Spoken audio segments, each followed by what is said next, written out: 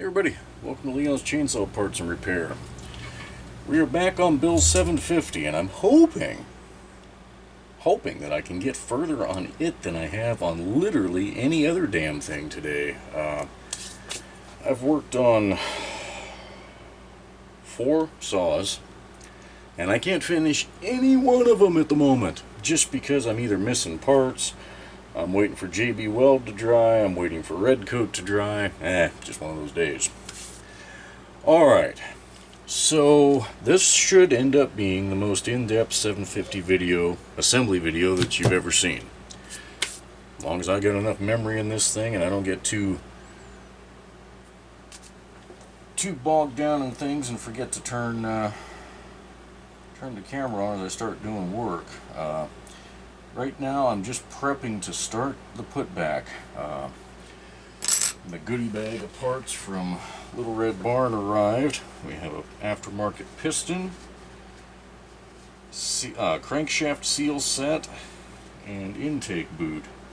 And really that was the minimum that I needed in order to get this thing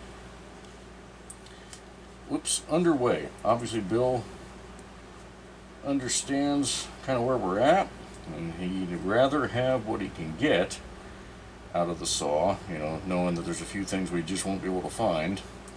He'd rather just go that route and have as good a saw as he can, and I totally respect that. So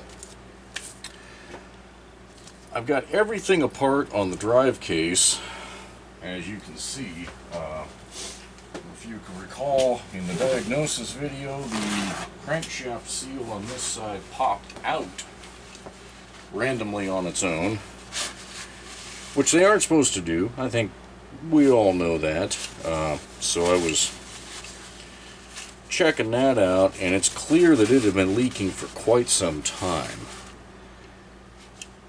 There was a huge amount of grease buildup right in here on the oil pump, the gear on it, and then the worm gear. So that's kind of what I'm cleaning up right now. So why is that? Well, the way this works, that's your worm gear. The crankshaft seal actually sits out here on the worm gear. And I think for some reason it had spun that, and the seal was decent on the worm gear, good and tight, and it was spinning in the outer housing. The way this popped out so bloody easily, I believe that to be the case. And it was ingesting plenty of shit, because you can see all the grease buildup on the backside. That's the inside of the engine. That's not cool. So I believe at this point we know why that old piston got scored. It was sucking sawdust and some dirt back here. So what I'm curious about is how tight the seal fits now, the new one. And if it's not tight enough, we're going to have to find some way to make it tighter. Okay. Now that's going to fit tight. If that's because it's an aftermarket seal or what, I don't know. And be careful here. Get you to start and not distort.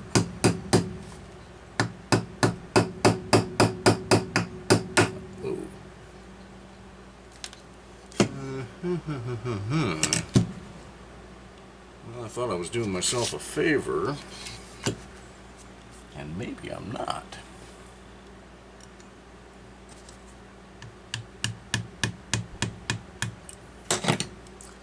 What I mean by that is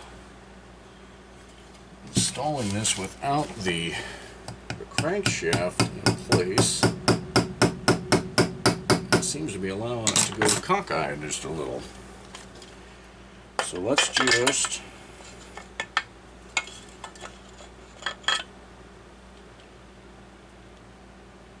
this is going to suck. This is going to suck a lot.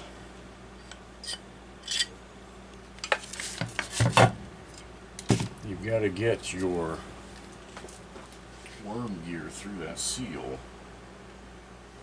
before you button this all up.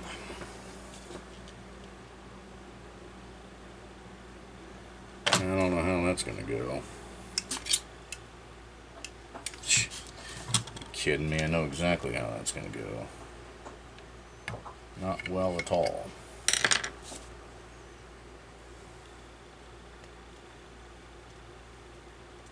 Okay.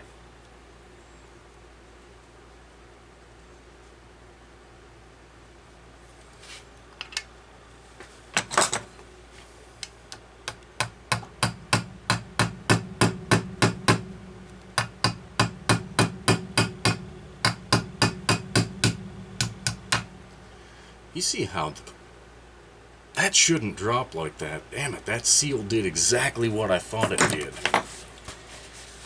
So,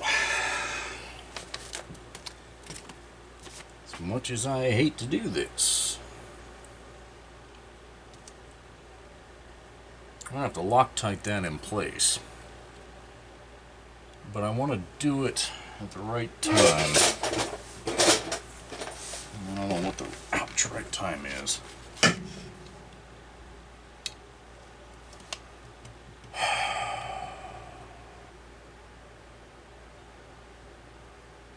So I want to get the depth set.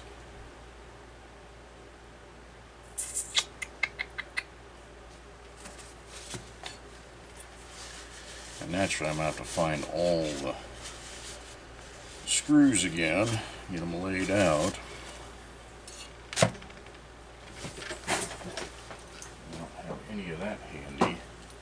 Tell you, I really dislike having to put stuff in boxes and wait for parts to come in. It's not my favorite thing at all.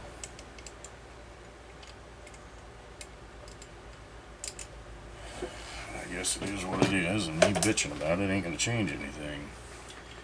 Alright, the O-ring here can be reused. Not any trouble at all. Just want it to be clean.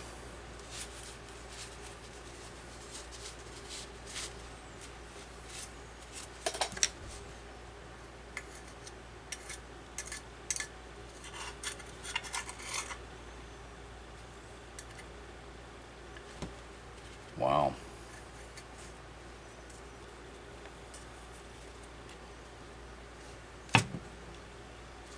I guess no part of this engine was spared ingesting gobbledygook. That sucks. It's a miracle it's not in worse shape.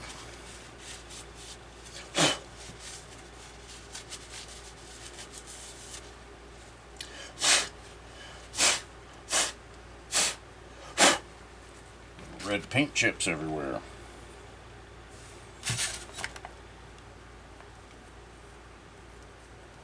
Okay. Now, before I get carried away, I don't know how Bill did it, but he had this thing apart. Must have reassembled some stuff. Anyway, those missing screws for the crankshaft bearing they're in here. God, I hate to do this.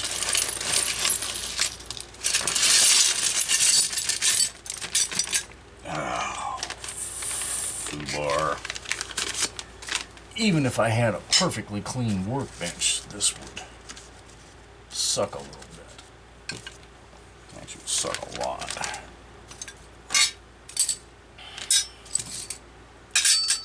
Oh, man.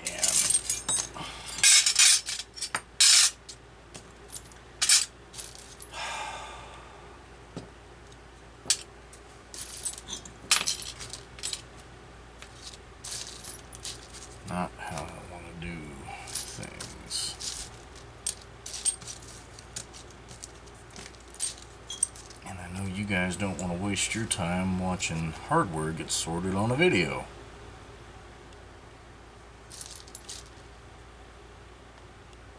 God damn it, where's the other one?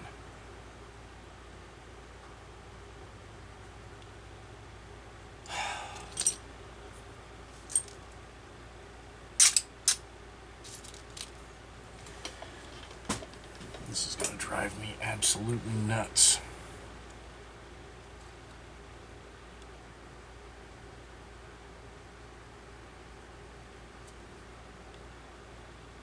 effing kidding me?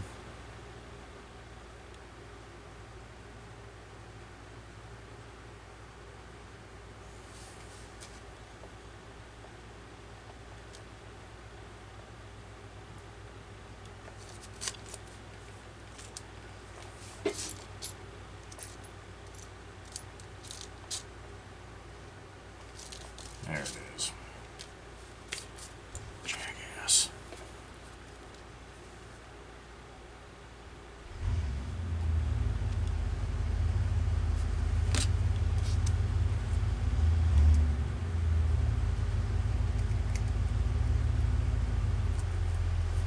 I said it won't get much more nitty-gritty than this. Most of your guys' builds ought to be a little bit easier because you won't have to take literally everything apart. At least I don't think you will.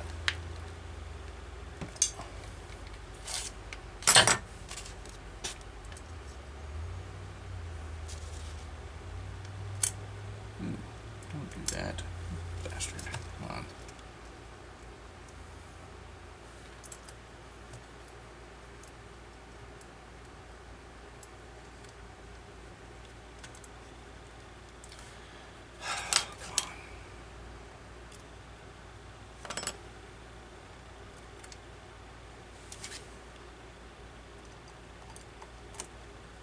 Oh, you son of a bitch. Come on. It is going to be one of those days. Days like this are why I take the summer off.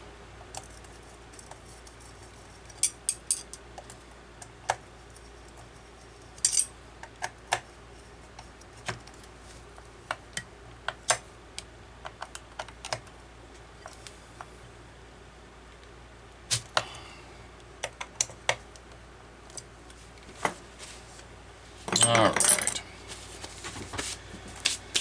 I don't think there's anything else that I'm forgetting.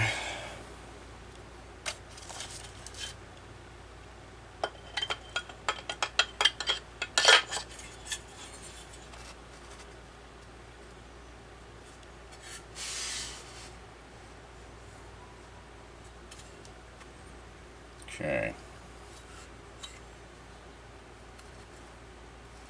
Yeah, push that out again.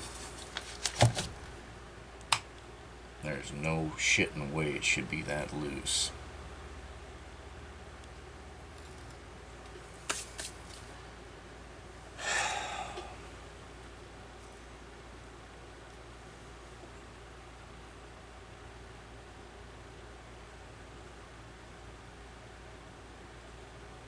Anybody ever has to take that out again, good luck to you.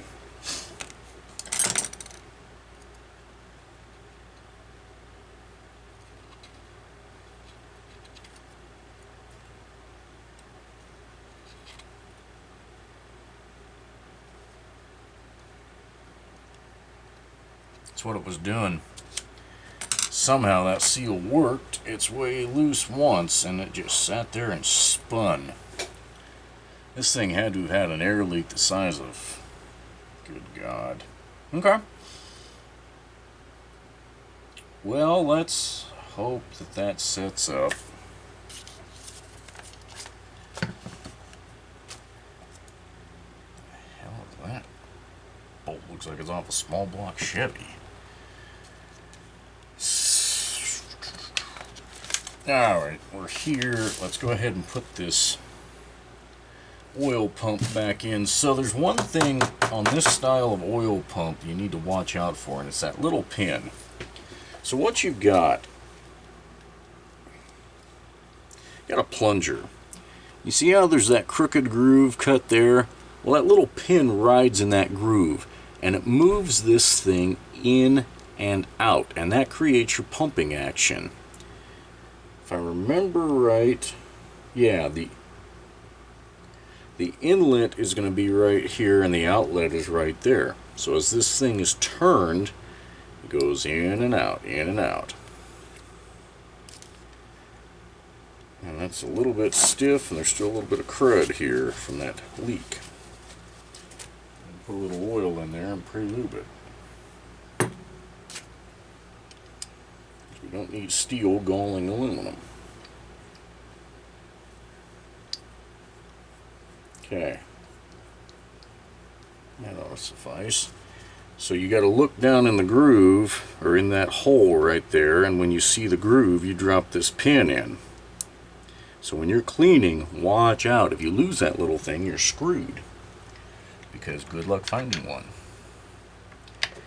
And these O-rings mean you just have to get it a firm push and get it back in. I need to get that aligned. Whoop, right there. You can't use the screw to seat it. You gotta get it in there before you can tighten it down. It'll just bend that top bracket.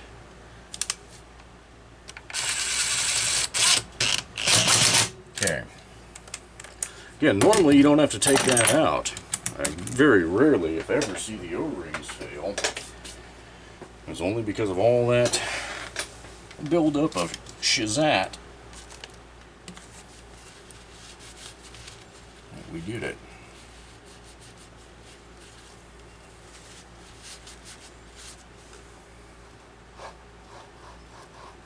I sure hope that Loctite works.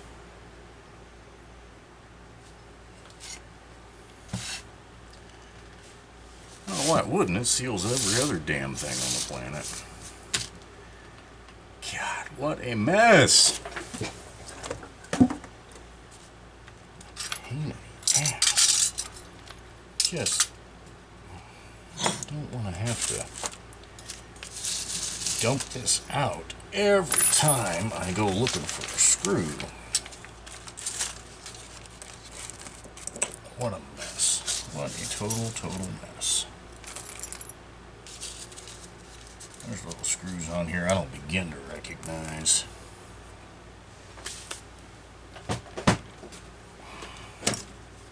And that's not good. Okay, so we got one other potential problem that I hadn't thought about. And that's the fact that Little Red Barn doesn't supply bearings with their pistons. So we may be at a hard stop already. Yeah. No bearings in there. And I know that. I just forgot. So this may be a whole short order repair. And damn it. I'm getting everything out just to put it all back. So the wrist pin is retained in the connecting rod, just like in a 360.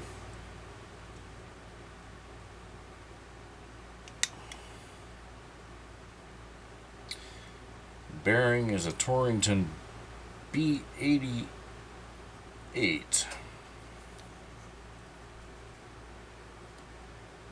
Yeah, B88.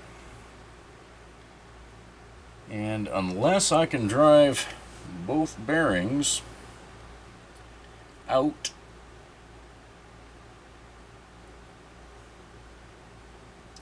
and I'm not confident on being able to reuse those, so that's going to be a long process. I'm going to go off camera for that, and we'll see where I get. Okay, so it actually looks like this is going to work. So to get bearings out of a piston like this, or to even attempt it, you need a vise, you need a socket that's bigger than the bearing, and a socket that's slightly smaller than the bearing. You don't want one that's going into the bearing, because that'll expand the base and just screw it up. You want to be pushing on the outside, and then you put it in the vise, and you get everything cinched up to where it's just right, get it tight. And you want to use a torch very carefully. Heat the saddle right here, get a little shot over here, and I only did that for like 5, maybe 6 seconds per side, and that was enough. Get that loosened up. What I did is I got one bearing moved, so you're pushing it in. There's not enough room to come out right here. That's the part that sucks. Okay, you got to push this one all the way through. So once it's lined up, you know, and you've got, and if this is the bearing and it's right there, you stop, you heat this side, heat that side, and you push them both right through and into the socket. Slam dunk. Worked like a charm.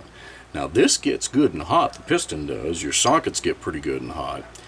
And that's the trick, is doing this without cooking the bearings, which I was able to do. So, I'm feeling alright about this. It came out looking good. So what I need to do is press them back in now. And rather than heat the new piston, I am chilling those bearings in the freezer. And it doesn't have to be an extraordinary long time.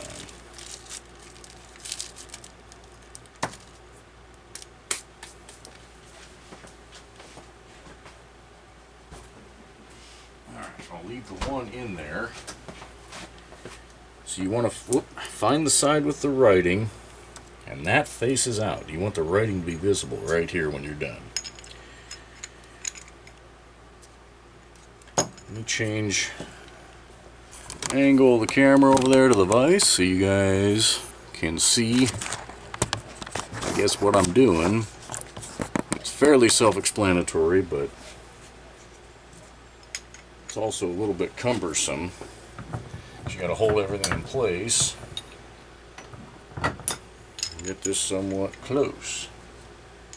Okay, so that bearing is started in there because it's nice and cold.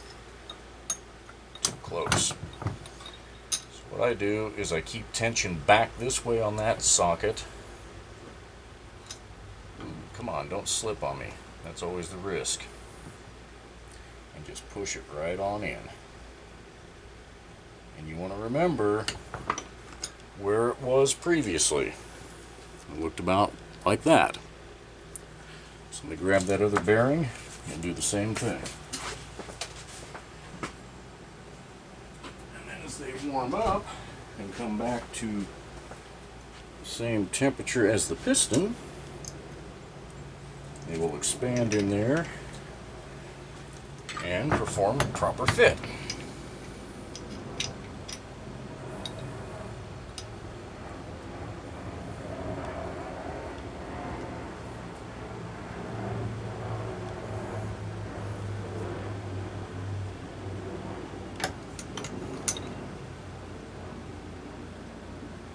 I didn't go quite far enough. We're talking about a 32nd of an inch, but it's a 32nd. What the hell? We'll just take the time and do it right. Okay. That wasn't so bad. I was expecting it to be so bad, but somehow it wasn't. Alrighty then.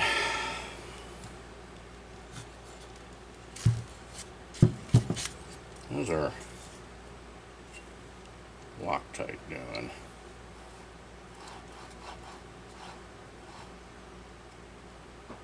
Not real well. Not real well at all. Hasn't hardened a bit. I know I had that clean.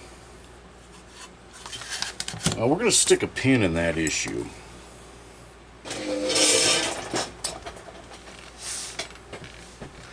What I mean by that is we'll come back to it. It's in there. It'll probably set up over time. But if for some reason it doesn't, you have to come up with a better way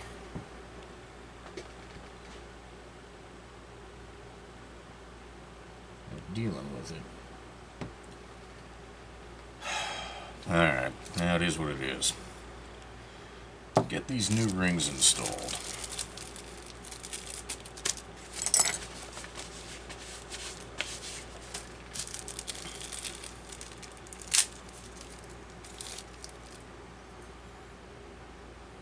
These are the right thickness as original. They use the aftermarket style anti-rotation pin that instead of being at the middle of the groove, it's at the top, so the end of the ring has, damn it, I didn't want you going into that one. End of the ring has that kind of notched cutout to slip under the pin. Okay, there's that one. So what I'm talking about is that right there. See how it squeezes together, and as it compresses, the ring will actually form around the pin there. These rings have enough tension, I'm not going to squeeze that by hand and get it to do it. I can assure you of that. You do want to be careful with these. I have, it was a 925 piston. I broke one trying to install it. I don't usually break rings. I don't know what the deal was, but it pissed me off, I can tell you that. Alright, now comes some cutesy fun. That's our connecting rod bearings. It's actually technically one bearing, but there's lots of little needles.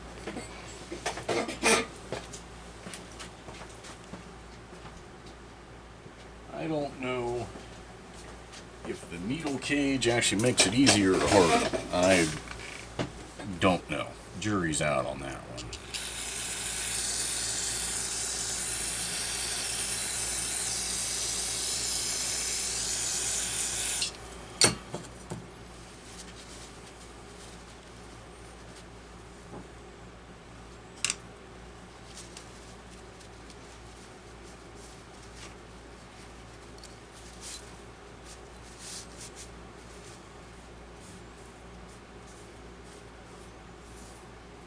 Don't need little paint specks installed with our bearings.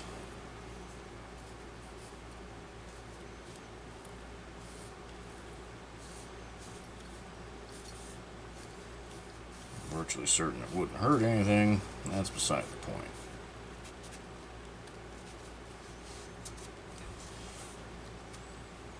Okay.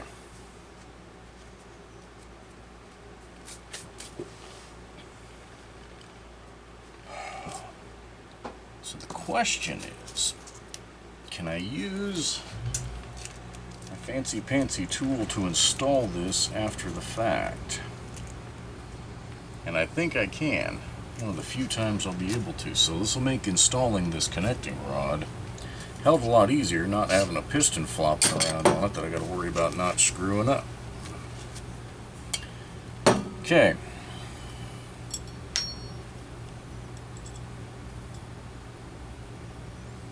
Yeah, I actually think this bearing cage is going to make it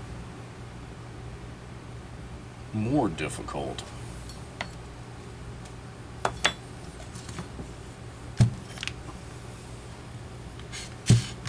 Okay, crankshaft journal is clean.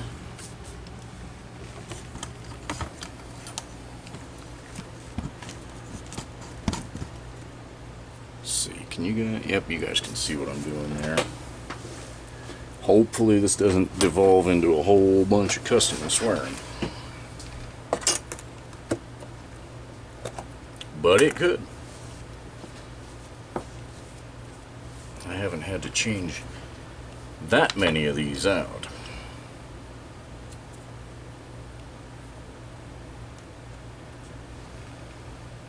Not on the 750 or 550. That style that has this little cage.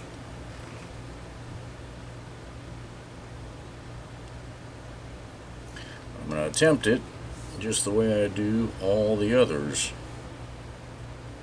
with liberal amounts of grease with these damn rollers to stay in place. If that doesn't work, I'll throw a tantrum or something. I don't know. It'll work.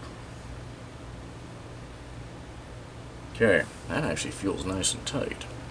Deceivingly so. It's trying to trick me into thinking I'm actually going to succeed at this. And I know my old pal Murphy is lurking over my shoulder somewhere. Alright, this does not appear to have a direction on that cage. And I hope I don't find out in a minute that I was wrong about that. I don't remember there being one. For whatever that's not worth. Alright, now here's the difficult part. You got 2 extra needles. Guess where they go? They go in between the 2 halves of the cage there. How the hell are we going to achieve that? Well, that's a good question. I don't know. Very carefully, I guess. Let me see if I can get my direction on this fractured rod correct. It appears that would be it. So I'm going to try going like that.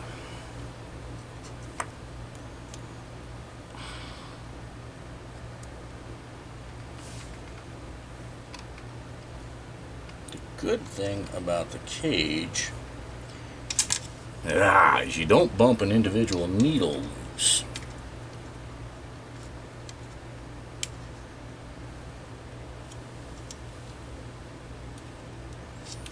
That's interesting. I'm actually holding that. I don't know that that's how I want to do this. I don't know that I can get a screw started. So I'm gonna reposition here.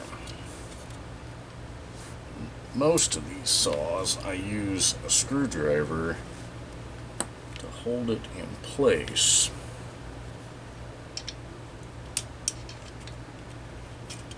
Damn. This particular setup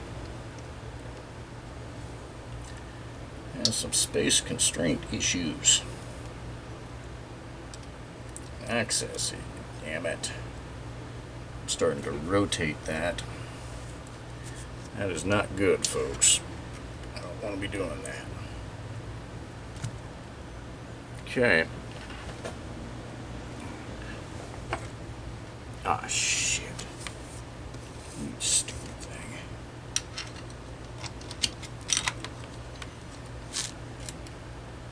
Yeah, see, that pushes it too far back. That's what I thought.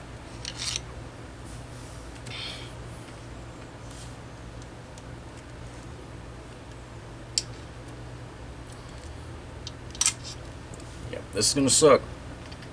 And I'm gonna have to cuss.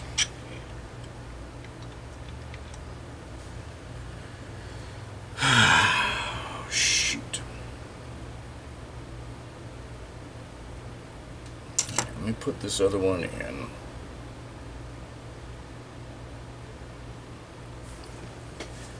I wonder if, damn it, if going at it from that direction would be.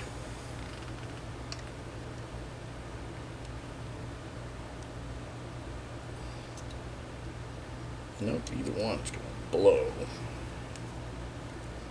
Either one I cannot get a finger in to hold it up. Oh yeah, this is fun. I like this. This is effing great. God dang it.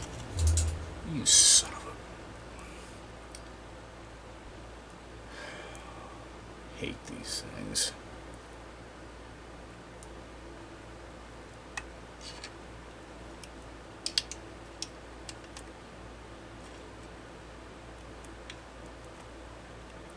Really?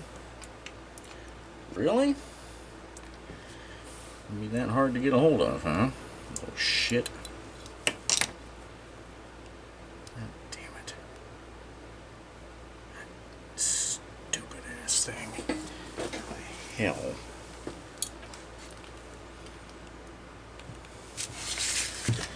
there's no good access to jam a screwdriver in there. Oh, come on. Without really rotating the ever-living piss out of everything. I don't know if that angle will cut the mustard. It just needs to sit there long enough to get a screw started. And then, yeah, see, every damn time. Every goddamn time. Oh, these pliers. Okay. Ifins. I didn't screw this up.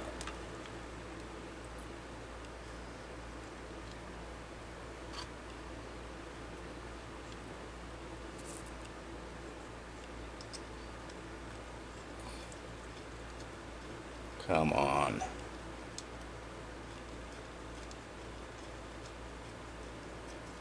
Why aren't you starting? I guess maybe because I didn't have it lined up. That should be irrelevant.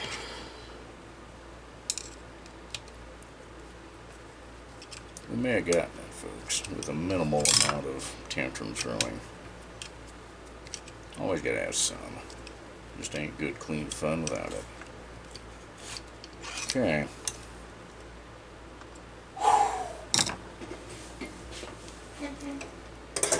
That's gonna almost require a freaking coffee break.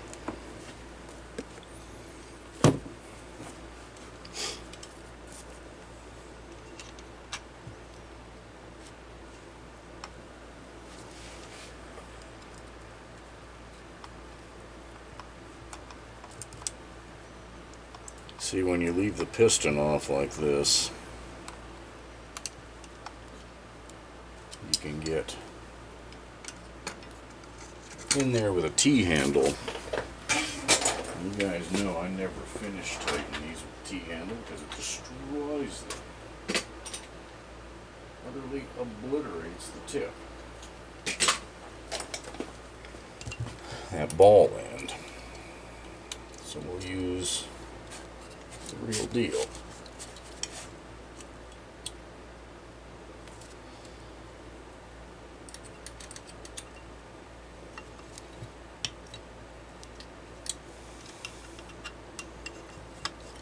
And if you're thinking to yourself, boy, I'll bet you want those really good and tight. Yeah, you do. You don't want one of those coming loose. That will destroy the bottom end. No ifs, ands, buts about it. It will just plain F it up.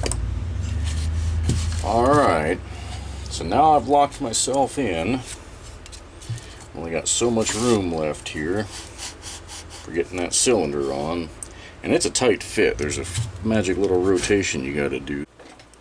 Now, there's one criticism I have of this Sony camera. It's the fact that it doesn't give me a good warning when it's out of memory. You guys didn't miss anything. I attempted to use a proper tool to pull this into place, and of course that wouldn't work because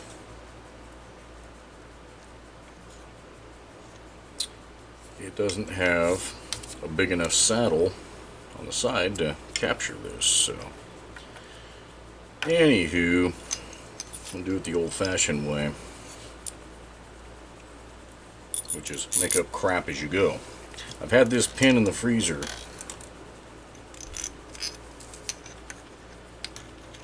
and I should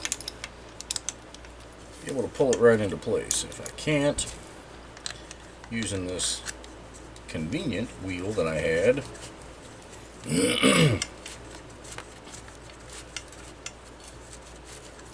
I will get a proper nut and socket. So far, when it's not spinning, it's going in.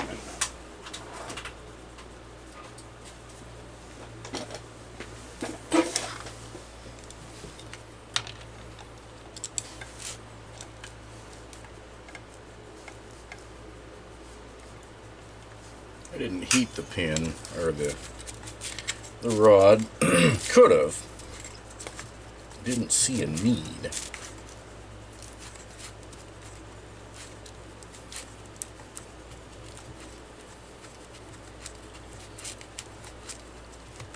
it would have been an uber cold day, maybe, but it's 80 degrees out here,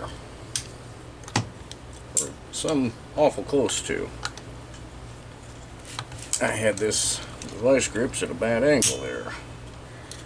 They just clamped at a bad angle. Because you don't want to scar up the god dang piston.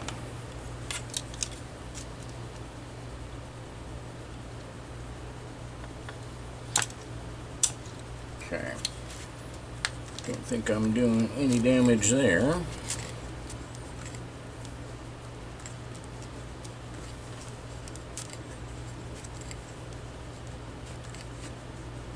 Okay. That's about as far as I'm going to get.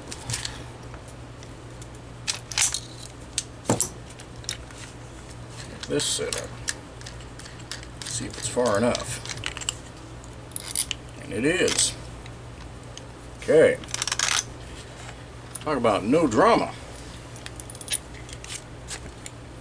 There she be. So that was cool. Say, you guys didn't miss anything. Tried using one of the aftermarket tools that has a formed cup that fits around the piston. Like I said, it was just, the cup was way too small. Alright.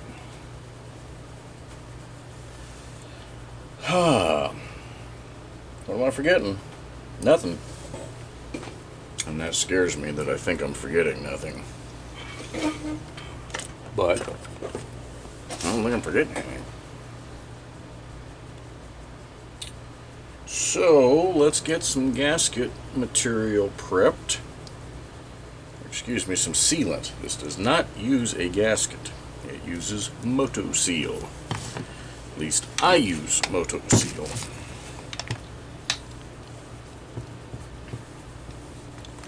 Sure, get everything cleaned off. I did once, a little bit of goop. Think, to be safe, I will use a tool to spread this.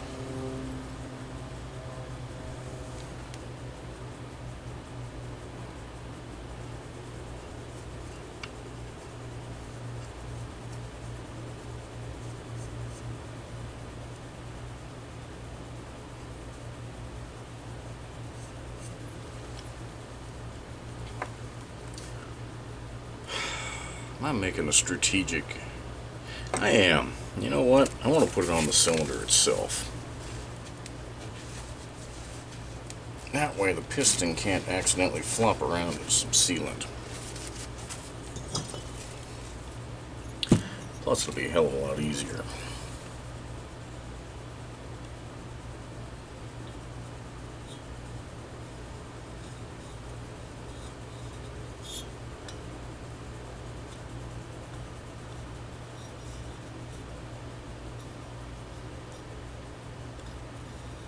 You don't want to use just any run-of-the-mill RTV silicone. You want something that is fuel and oil resistant. Moto Seal is such a product. Again, some guys prefer Bond. There's some other stuff out there that I've heard mentioned, and I'm sure it's good. I use the Moto Seal because it's always worked for me, and I can buy it locally without any trouble whatsoever. Napa, O'Reilly's.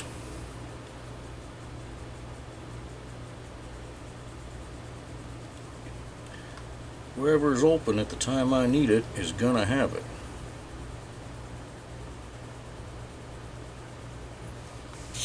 And that's important to me. Anyway.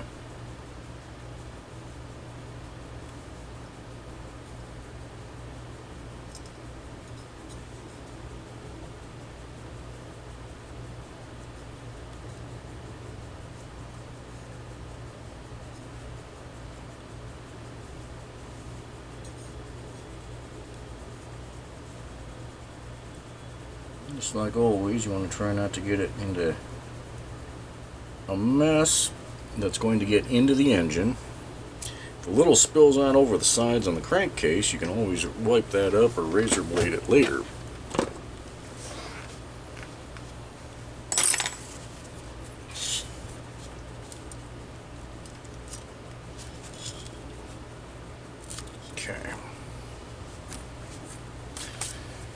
I need a ring compressor.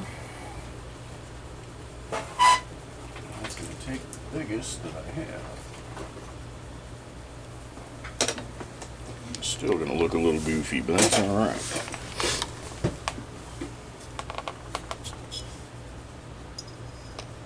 A little pre-lube cylinder.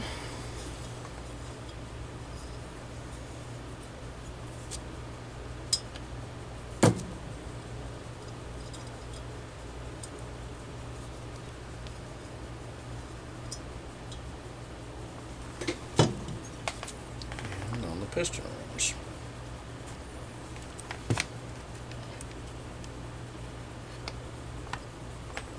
You don't want a dry startup. Just not good for anything.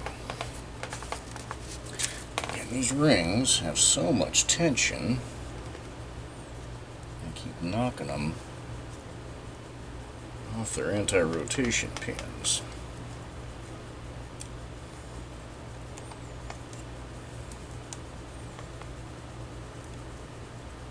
Fast way to break a ring. Try and install the cylinder where it's not right. Okay. Now we got to do the cylinder wiggle to get all this in place, so this may look ugly. Wow, shit. Damn it. I lost it. Get it back there. You want the ring compressor, there we go, to allow you to drop the cylinder at least over the top of the piston.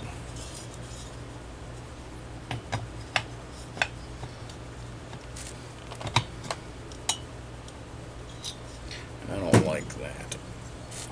God, how am I going to do this? I know coming off it was a real pain in the ass. I've got to have it somewhere right in there. Oh, come on, you dipshit.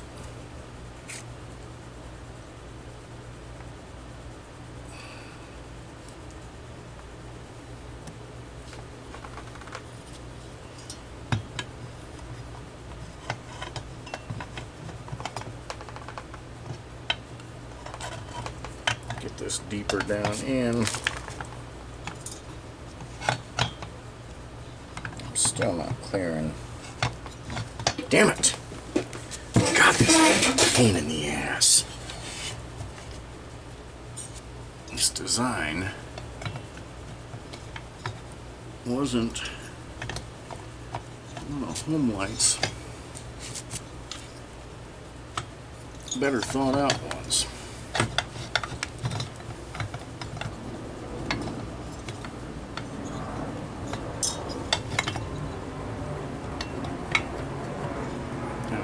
Bottom of the stroke. I cannot get. Ooh, there she is, right there. Come on.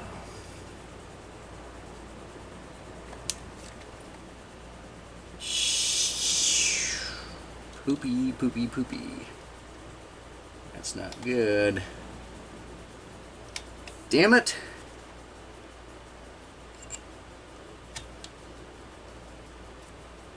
Got the first one. Think. Okay. There, we got the second one.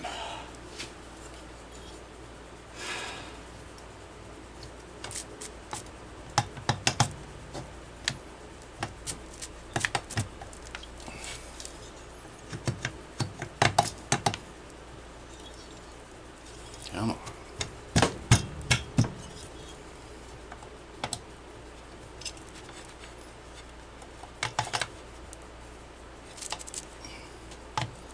Got to get this thing to go in enough that I can get my ring compressor out. Oh, come on, you know. Nice if some shit didn't fight me all day. Be really nice.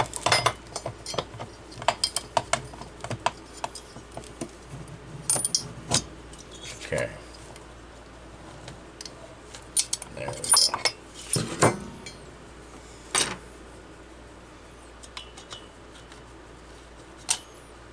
Maybe.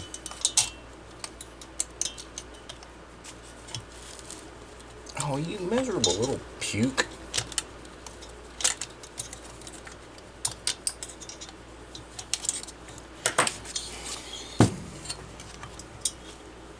Could you just come out of there? Bastard.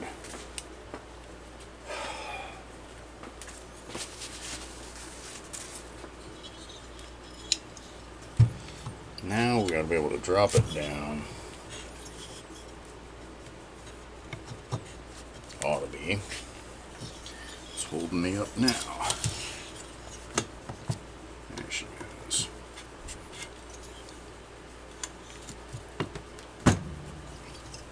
There it is. Well, it wasn't that dramatic. So you got to get everything to the bottom of the stroke and then just rotate it just right and it'll slip past here.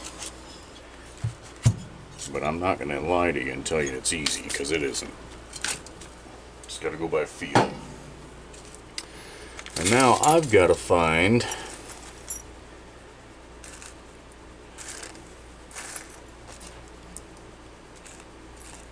the cylinder screws. Remember how I said I didn't want to do this all the time? I also need to see if those were intended to have any kind of a lock washer on, because they don't right here, and that seems odd.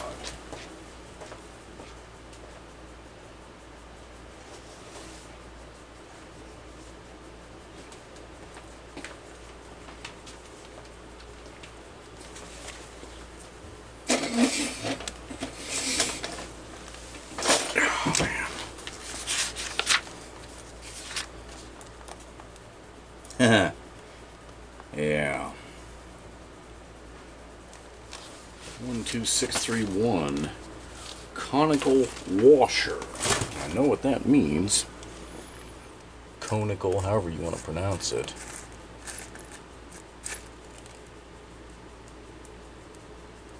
Okay, there's one. Okay. Some of these, I don't know how they came out. The heads are so full of trash. Okay.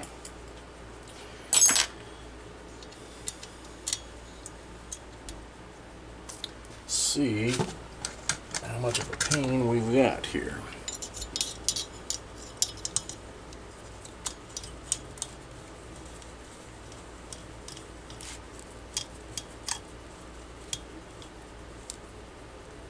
Okay, I don't want to go too tight till I've got them all in.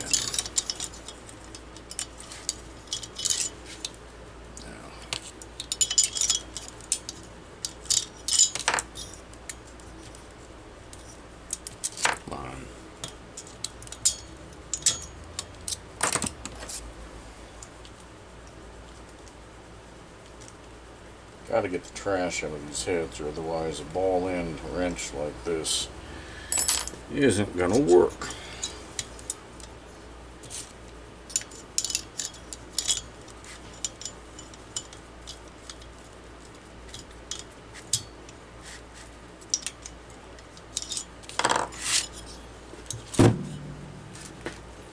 At least you don't have to feed these all the way through the cylinder.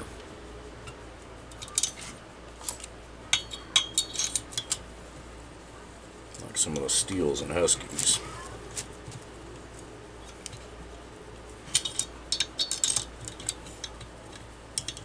And that reserves a special place of discontent in my heart. And that is a pain in the ass. suppose you get used to it though. Okay.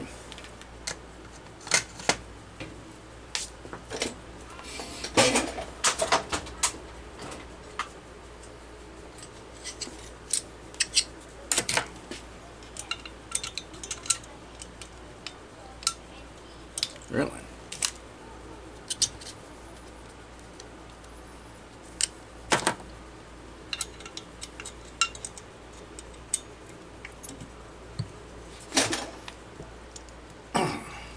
Okay. That's gonna suck. Okay, I'll do it the way that I don't like doing it, but so many times, thanks, dipshit. Have to.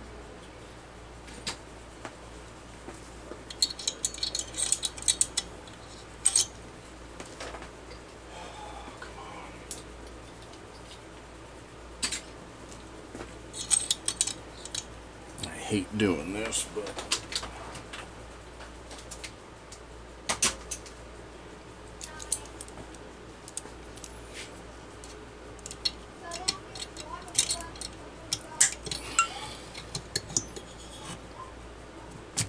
it works.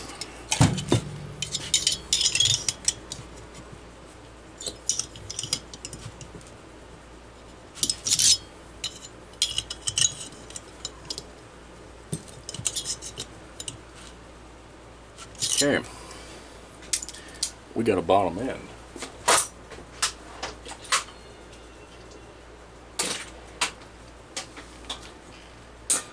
And that's good. What am I talking about? That's great. Okay, so we need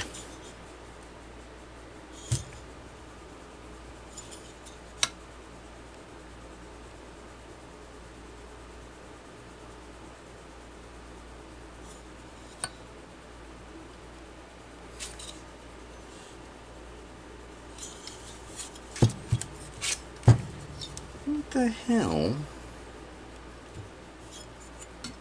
Oh, that's for the cylinder cover. Whew. Like, what am I doing wrong here? Alright, those backplate screws are 5/8.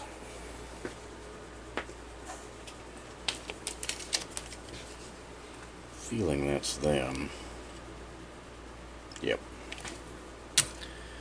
So printing a copy of the manual before you go to the garage, or having one on hand, whichever it is not the worst idea ever.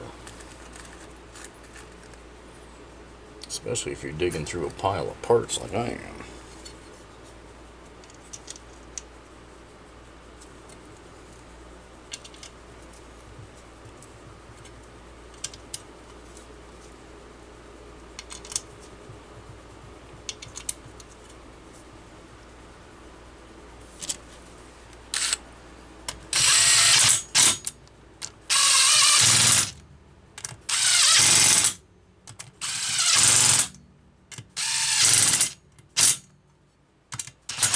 Okay.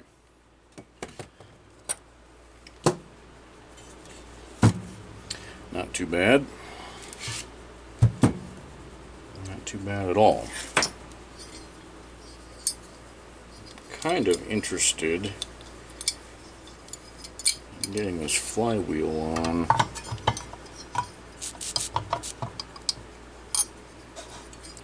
At least enough to... Oh yeah.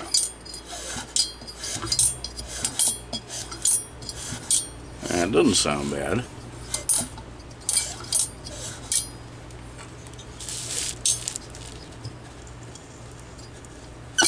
Oh yeah, baby. That sounds pretty good. I think we'll be alright. I don't know where to go next.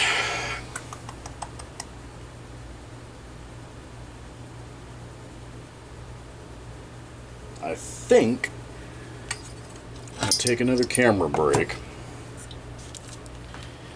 and I'm going to do my best to use some of my high heat JB Weld to patch up that muffler and give it as much life as I can, and I'll bake that sumbitch in the toaster oven to really cure that stuff up, because we're going to need to get it and the cylinder cover on, kind of assemble this back part before we can go too terribly much further. So yeah, I think we'll take a break. Okay, I've done a few more things that were easier to do off camera, plus I'm not patient. Got that muffler cooking in the toaster oven, and I want it to be done. I want to get something, I want to assemble something to completion. I mean, this, you guys can't see, or, well, yeah, you can. Watch. Look at the floor there. Look at that mess. It's like, God dang it, I just want to get something done. Anything. And like I say, it's not enough parts, not enough this, that. Blah. Anyhow, the cylinder cover, there's 2 screws here. That little aluminum tab goes there to hold the kill switch lead.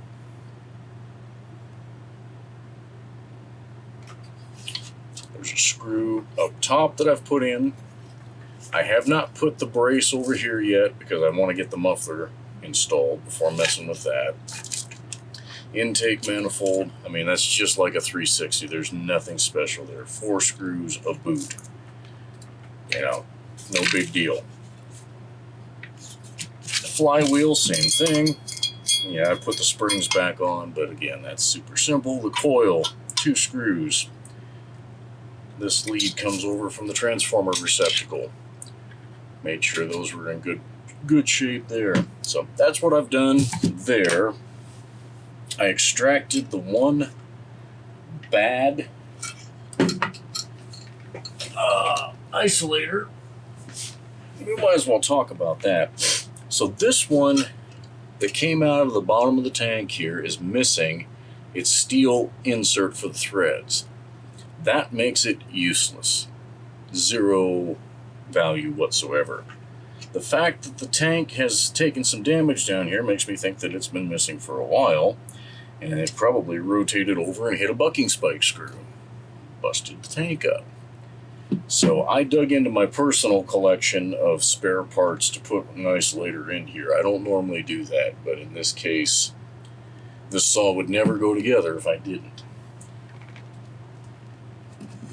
So the steel cup that has the threads, it's supposed to go like this, was stuck down in there. What you can do is take a very small, nail setting tool or whatever, sharpen it, a very small cold chisel, and catch the top of the thread, and you can get it to peel about 1 thread, maybe 2. And then after that, what I did is I hammered on the chisel like I was trying to unscrew this, and it actually loosened it, and after about a half a circle, I had enough cut marks in here that I could just grab it and twist it a little bit, grab it and twist. It's not fun, it's a pain in the ass, but you can get it out that way. So that brings me to my next point. All but, I think, 3 of the other isolators, well, look at this one. Its steel is stuck down in there, same way. This came out. What am I going to do about it? Nothing. I'm going to put it back in, and I'm going to sandwich it in place, and I'm not going to give a rat's ass. Why? Because it's captured. Okay? All of these are captured inside of these points. They can't go anywhere. Once you screw them in place, they're doing the exact same thing. You just can't get that base out without destroying it. So that's why I don't care. As long as that steel right there with the threads is still adhered well, these things can flop or, come out at their heart's content. So once they're screwed in place, they serve as a perfect isolator. There's no problem there. So, I'm trying to clean up some other details. So we'll work on this adjuster, this bar adjuster. So I put it back together, sorta, just to see what was cooking. And this cover being broken out is not a good thing. It's got some pretty good chain rash. And that's supposed to serve as kind of an axle pivot point for the adjuster here. But there's also supposed to be a nylon insert in here. Guess what's missing? Mr. Nylon insert right there. So, you know, we might as well just clean all this shizat out while it's apart. That way everything sits properly. There's no baloney. Now, I don't know that these new old stock nylon parts are... I'm certain they're no less fragile than what has come off of here. But at least, at the moment, they're in one piece. And if a person takes some reasonably good care of them, as in don't hit them with anything, don't over torque anything, see that holds it where it's supposed to be. See how much higher it's sitting now? It wouldn't work without it. And now, when the cover goes on, see that? The actual adjuster screw is going to have an axle right there. That's the proper way to have this. So the old cover is going to go away.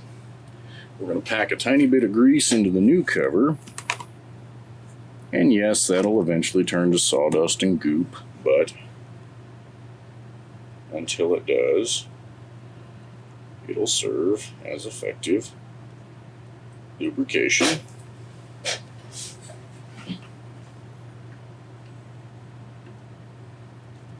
Screw it back down.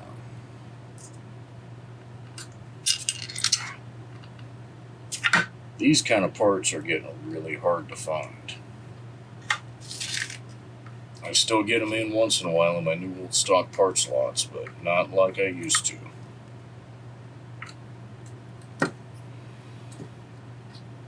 Had this discussion with my friend Jim years ago when I told him I'd been actually using my 750 to do some cutting. He's like, God, that's a big risk. He's like, you know, someday there's just not going to be parts. I said, I know, but not today. Today's a lot closer than it used to be. I'll tell you that much. Alright, so now that that's there, that has stiffened up beautifully, and you can see functioning as it should. Yeah, it wasn't Husqvarna, wasn't steel, it was Homelite that started this. And then they went away from it. Go figure. Alright. Certainly don't need that part anytime soon. We're not ready for the throttle handle yet. We really want to get that muffler in place. I guess let's mount this fuel tank. I suppose we ought to replace some hose-a-roogies first.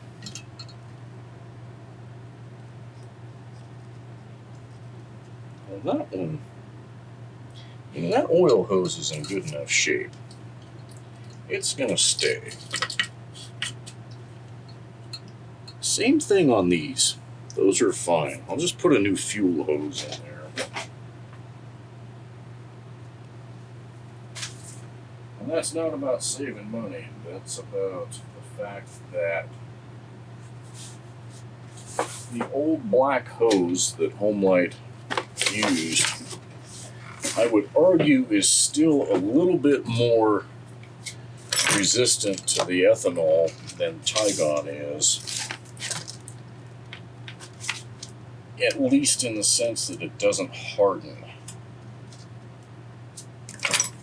It may turn to mush eventually, but where the Homelite hose is still pliable and isn't deformed, there is nothing wrong with reusing it.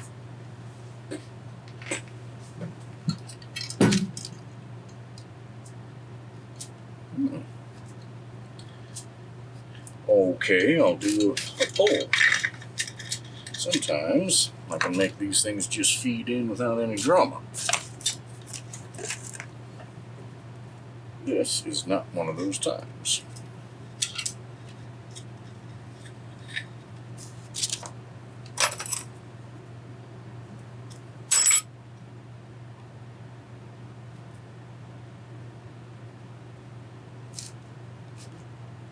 Come on, you. Try not to unbend my hook every time because it will break before too long. I do. But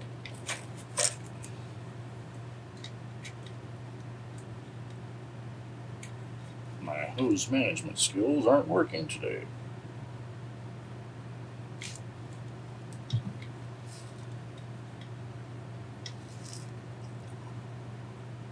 If kids hadn't been sick all week with the stomach flu that I have magically avoided, knock on, yeah, there's wood in the workbench. Both my wife and I managed to avoid it, but man, it was nasty for them. Anyway, if it hadn't been for that, I really think today would not have been a chainsaw day. It would have been a get the boat and go to the lake day. Those two knuckleheads would have wanted to swim, even though it's still way too cold for that. So I didn't even bring it up. The local lakes have more water in them now than they've had in about 3, maybe going on 4 summers. Looks like most of them will, if not fill, come awfully damn close to filling. So I am stoked about that. I'm hoping that our spring won't be super hot, super early, so that the snowpack will melt slowly and keep a good flow in everything through June.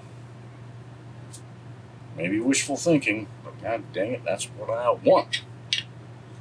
Alright.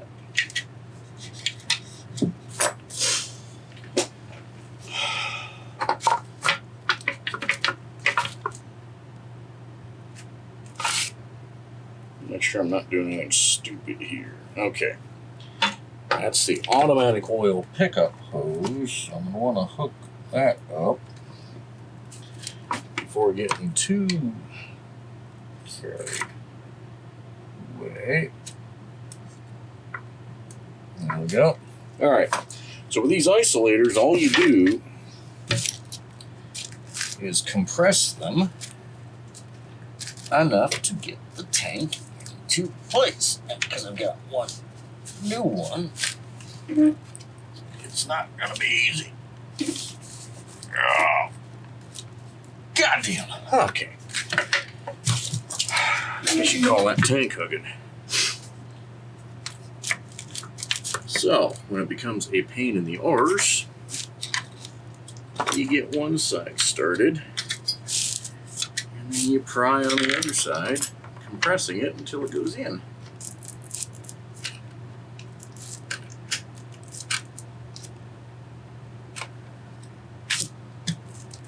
God dang.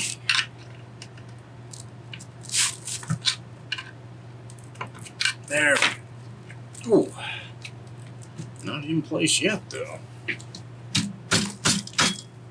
Okay. It's closer.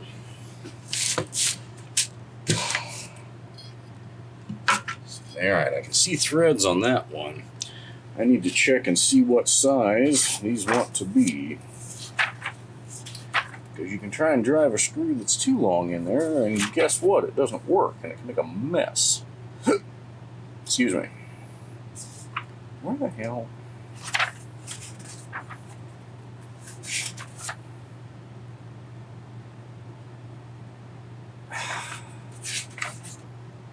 You guys not gonna detail? Come on. Every once in a while, an IPL is drawn in a way that just doesn't make any sense whatsoever. All right, 80, 3/4. It's not telling me what that upper one is. You pecker. Those are all going through a thick boss. I'm going to assume 3/4. Until I am proven wrong.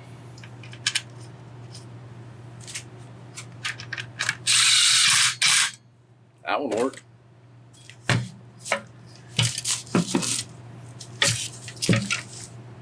Okay.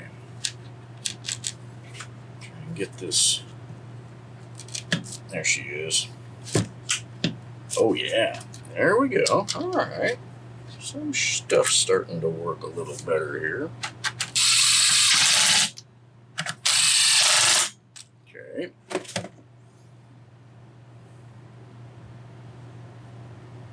I don't know if our Loctite is working or not. No, shit, that pisses me off. That hasn't set up at all. I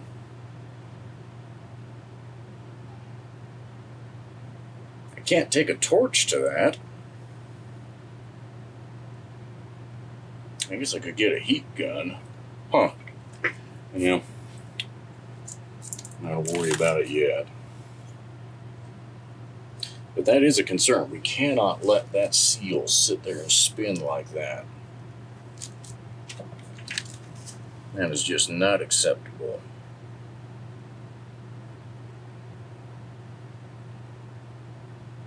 I really would have thought Loctite Red would have set up by now.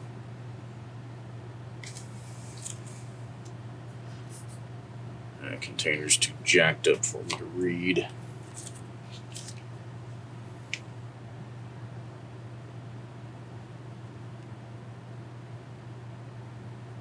Doesn't tell you. Peel here for more info. Yeah, I'm sure that's going to work out well.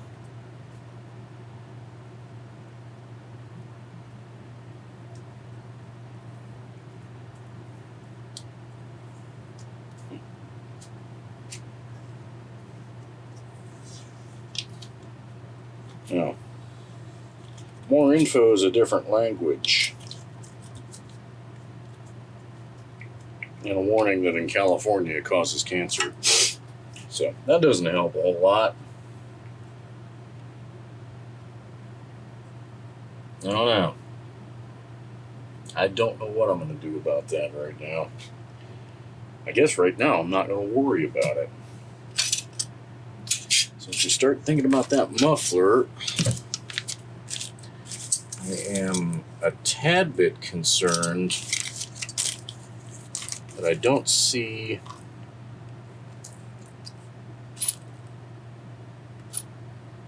the screws I would expect to see for mounting it to the cylinder.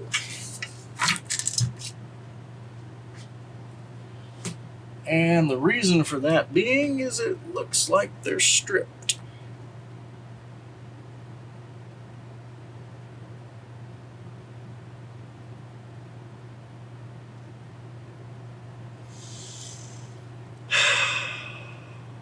Gift that keeps on giving, I tell you. Alright, I guess it's time to go off camera again. I'm just babbling. I'm going to pull the part number, see if I have those screws, and if I do, and they're what I think they are, I'm going to have to put helicoils in the cylinder here. Hopefully when we come back, that muffler will be done cooking and we can fit it up. I need to see what was supposed to mount down in here if there's a heat shield missing.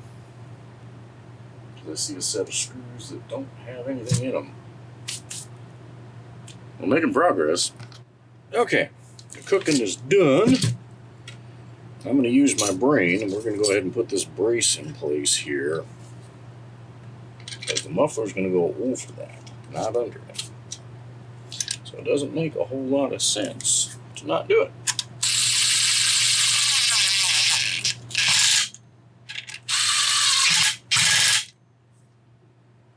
Okay, so unfortunately we now know why that muffler was all jacked up. The absence of a solid mounting point down here is exactly why.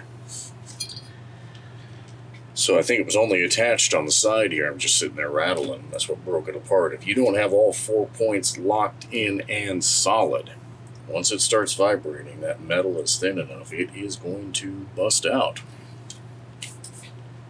Alright, let's see. This is still a little on the warm side. See if this glove holds up. I mean, it ain't pretty, but I think it'll work. That is hot. But my question is, did I get any goop in a place that's going to interfere with mounting it?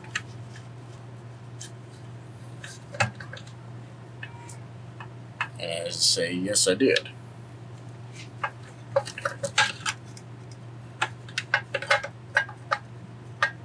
Something's not.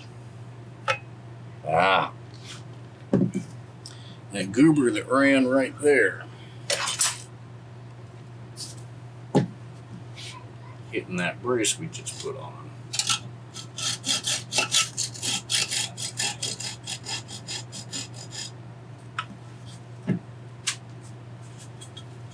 I was expecting to have to do a little bit of massaging, but if that's all I gotta do, I'm not unhappy.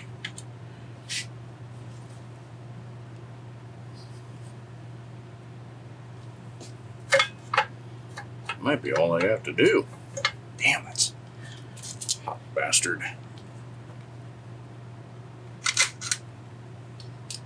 Okay. I'm going to go ahead and start these. I did put the helicoils in.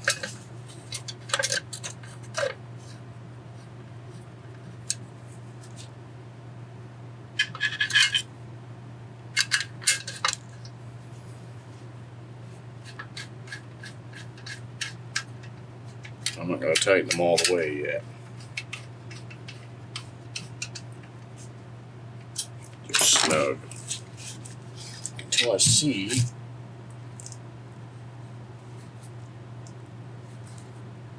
okay. Now, looking at the back of these, it's rattled around enough that it's tore it out.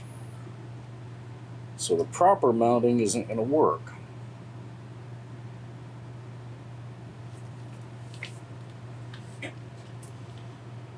How the hell am I going to deal with this one?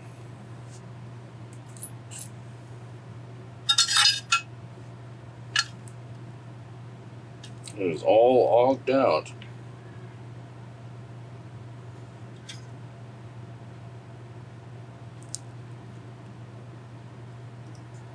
That's not good. There's nothing good about that.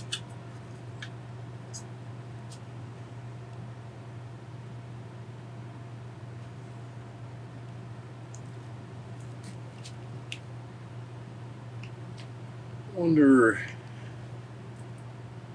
I have any steel brake line. Almost thinking what we're going to have to do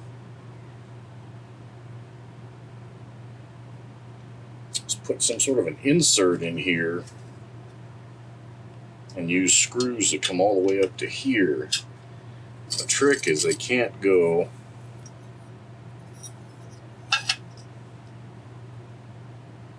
too high. They got to be some low profile ones so the cover will go on. Do some thinking on this. Okay, you won't be able to see it because it's buried too deep in there. Because this support had already come loose, I was able to work two stepped flat washers down into there for the one bolt, screw, whatever you want to call it, so that it's actually grabbing some metal And then on this one I had to cut or grind a washer down on the grinder there, and bench grinder, and just kind of get it so it will go down in there. So they will work. This isn't doing much anymore, but I'm going to sandwich it under the cover because, yeah, I want to keep it down there and keep it out of trouble. We're not going to worry about the cover now. It looks like those screws, I don't know what was in it. I almost have a feeling somebody was using these Allen heads. Yeah, they were. It's not what Homelite used, but I guess it's not a terrible thing. They're here. I guess I might as well use them. Can't think of what else on this saw would use an Allen head later on down the line. If I come to something, I guess I'll know. And I guess I don't have a T-handle that size.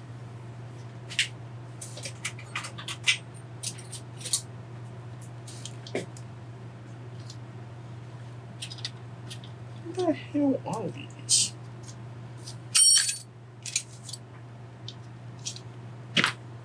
Yeah, they are 964s. Okay.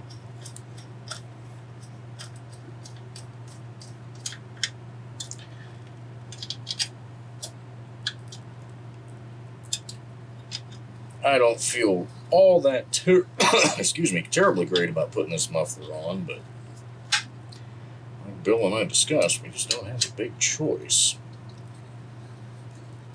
So it'll last as long as it lasts.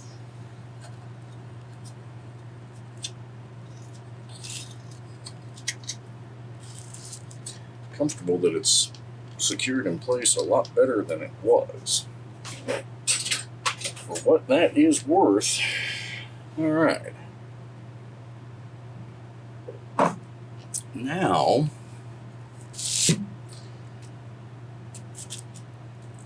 there's a very special screw that I hope's not missing.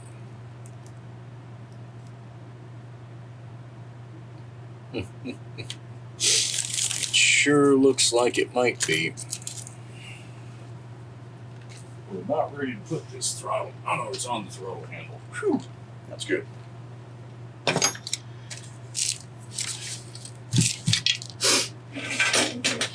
We are ready. Oh, put this thing on. Now there is a fitting missing there. Oh man.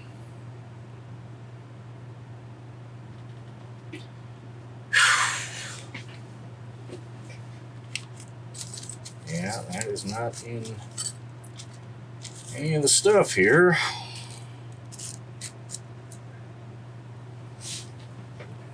I'll worry about that later, but that's connects down into there without that.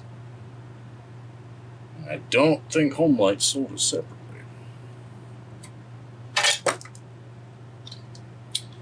Alright, I gotta remember all the things. A lot going on here. Remember that comes in that way. Oil hose ought to come in that way. Carburetor pulse ought to come in that way.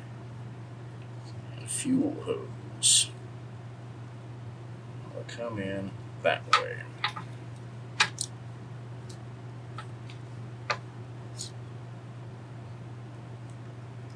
Somebody's enlarged that fuel hose spot.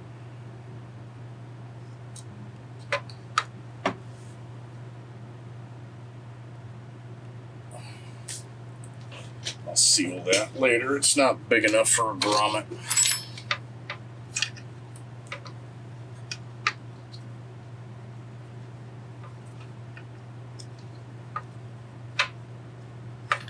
This is a tricky assembly.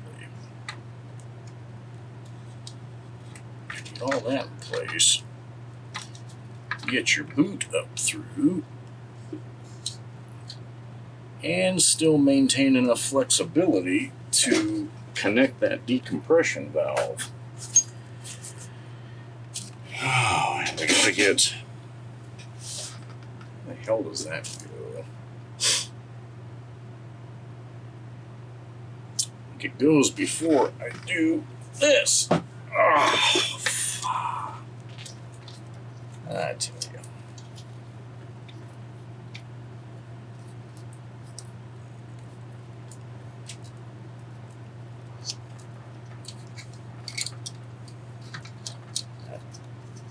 Isn't in the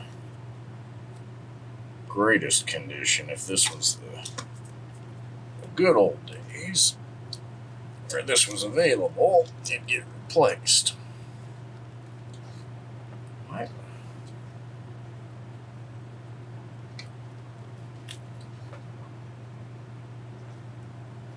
Goes like that. Oh, bastard. Get up in there.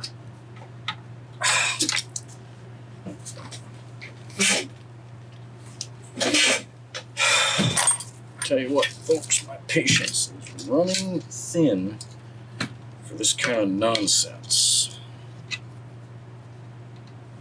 Dirty son of a bitch.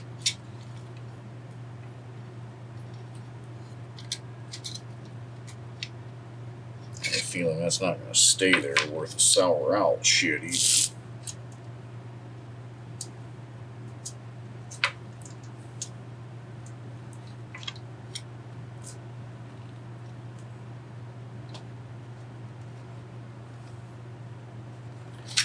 Okay, I'll slip these isolators, maybe. Man, these goddamn things are just.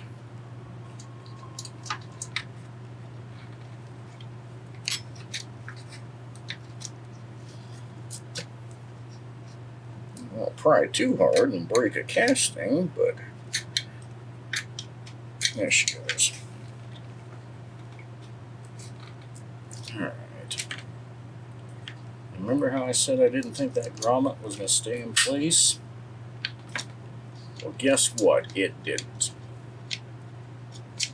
Or boot, whatever you want to call that. Little chunk of rubber that is not playing nice in the sandbox.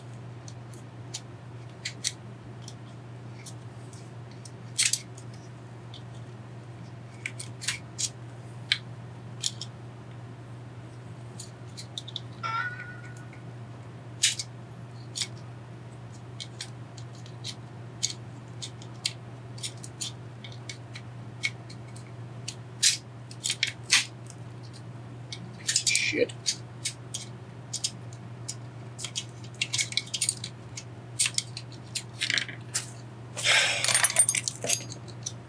We're fighting stupid stuff here.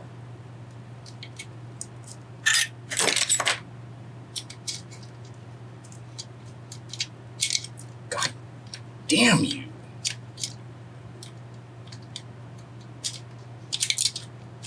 I guess it's deformed enough, but that is as good as it's going to get. I'm not going to fight with this piece of shit. Waiting for that. Alright.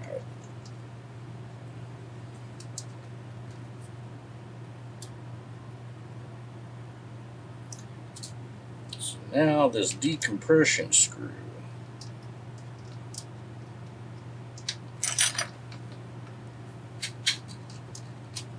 Get it going, get it to slide in that slot.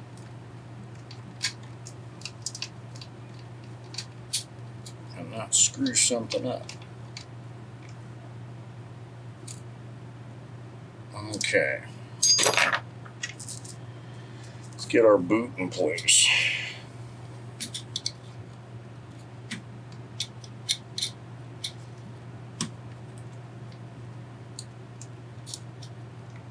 Okay. there that is.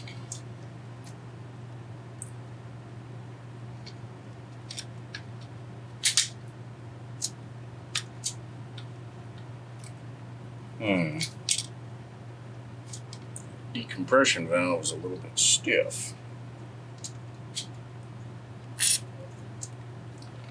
I don't know if it's because of the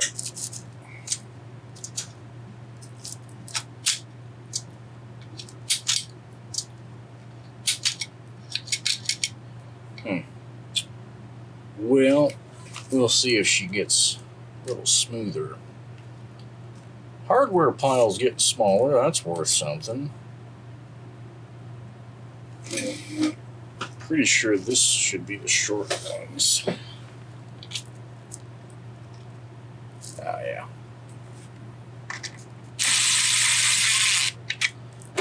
Alright, that's starting to take shape.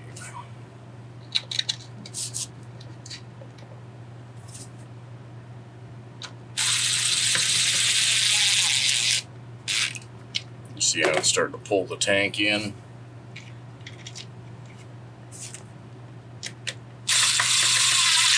Just like a 360, every piece provides a structural component.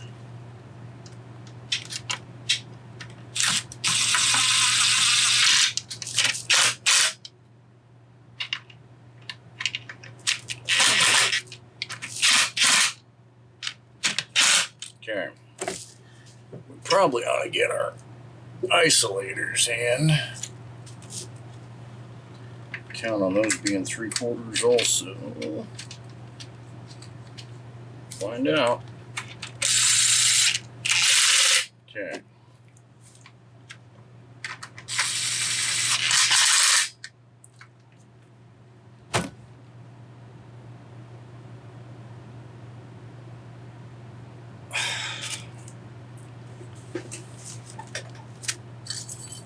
Son of a bitch. Choke knob is missing. Choke rod is here. Knob is missing.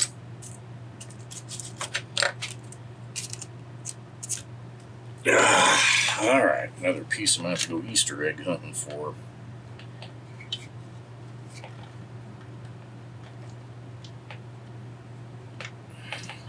That goes right there. And why it's off. Maybe you've got to in order to get the carb off. It's been a long time since I've had one of these apart. But let's keep going on what we can. Oh.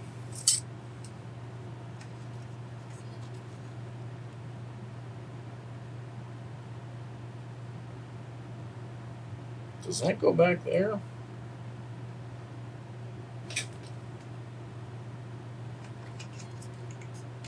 Can't go right there. That would really piss me off if I have to take a whole bunch of crap apart to put this in somewhere.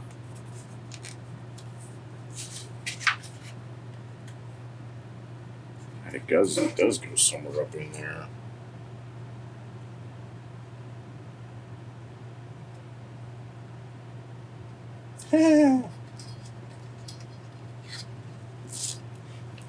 You're gonna go in and I'm not taking you apart, you little shit. I have to take a mount loose, I will, but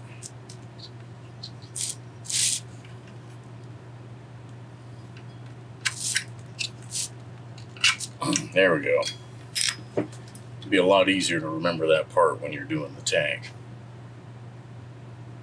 And I am out of video. We'll come back. Okay, I think I caught that one in time that we didn't lose anything.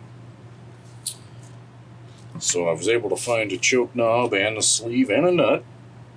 Not bad. I'm actually shocked shitless that I had all of that stuff in stock. Let's go ahead and go through the carb real quick. The Walbro WB series is not anything spectacularly special. It's kind of like every other carb on the planet. Two-stroke carb's got two sides to it. The metering side looks a hell of a lot like an SDC. The fuel pump side is somewhat more substantial. Just in size, I mean diaphragms and all that crap is all. Has the same basic function. This carb just has to flow enough to feed 112 cc's, that's all. No pig squeal. Getting this cover off can be... I'll break that fitting. I wasn't going to rebuild it unless it needed it. God damn it. Can you not be a shithead? Try something.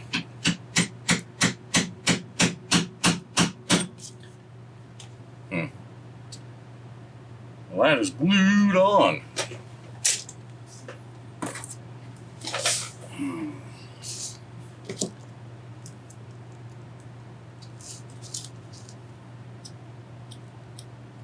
Oh. Haha. There it goes.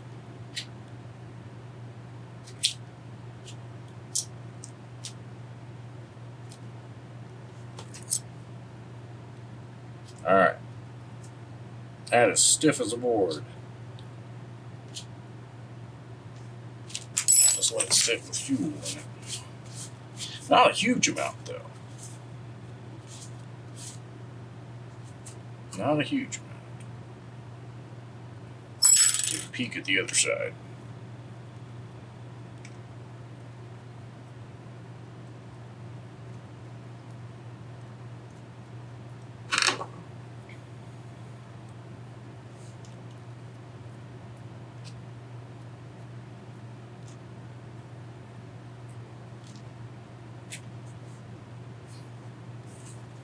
Oh, yeah.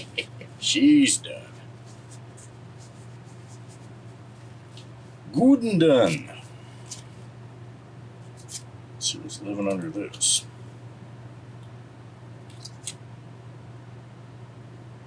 Okay. No corrosion. That makes me happy. We gotta pull this circuit though.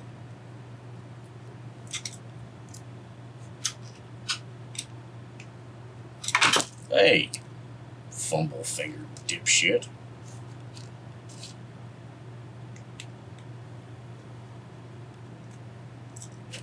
Not what I want to do is scatter carburetor parts all over hell and back.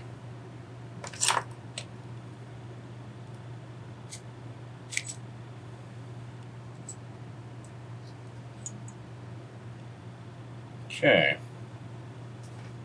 Literally just a fuel circuit. So what I'm going to do is get the needle out of the way. What's up?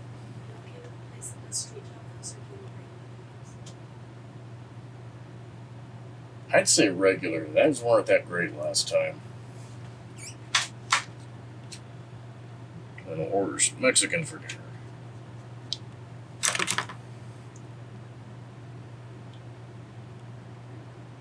Haven't had that in a little while. Kind of looking forward to it. Alright, I'm going to get this needle out of the way. And what I'm going to do is spray a little carb cleaner in there real quick and blow it out the gear hose.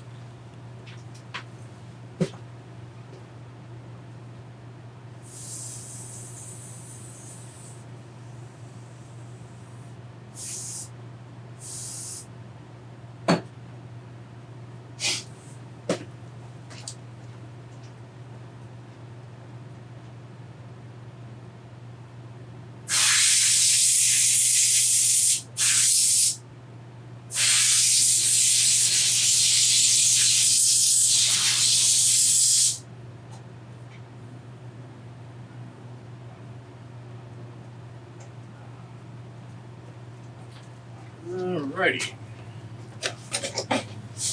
Not bad, not bad, not bad.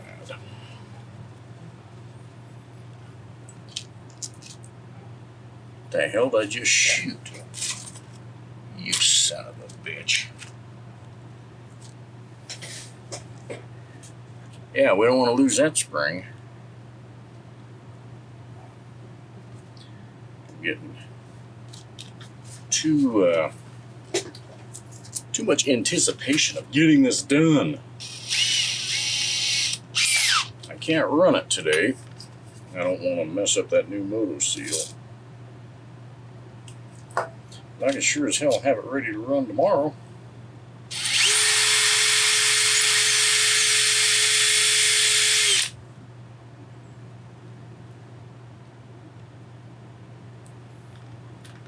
Can't guarantee that it wouldn't have sealed, but what I can guarantee is it wouldn't have helped it seal, having that trash still down in there. It's amazing what some of that residue can actually do to prevent sealing on that inlet needle. And if there's a little chunker, it can just get it stuck, and even running won't flush it out. I, for one, am not a big fan of taking apart a car more times than I have to. Just because I know how to doesn't mean I wanna.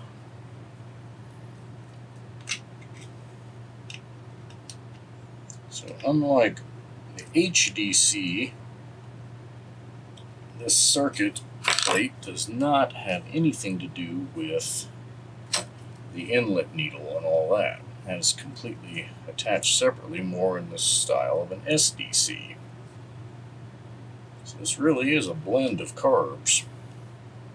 No idea what else these were used on. I'm sure there had to have been other big saws that used them. I can't imagine Walbro made them just for Homelite. Doesn't seem terribly likely. Okay.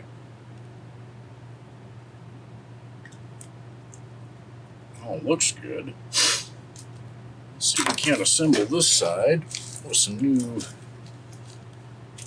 new guts. I keep a kit on hand whenever possible. That certainly paid off today.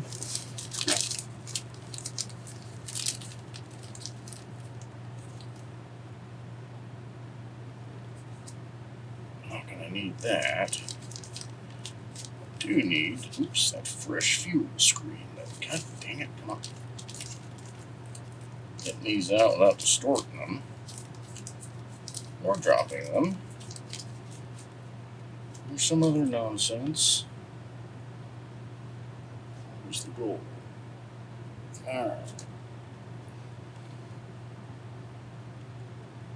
Shit, and I did distort that one a little bit. Dang it. They come out of the package with a little bit of a form to them. Help you get it started. And if you don't do what I did and screw it up, that works better.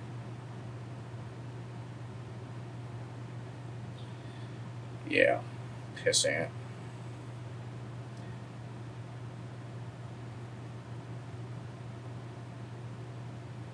God damn it. God, I hate these things.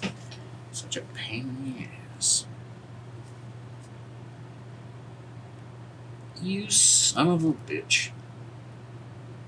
As if I don't have anything better to do with my time than fight with a little piddly piece of crap screen.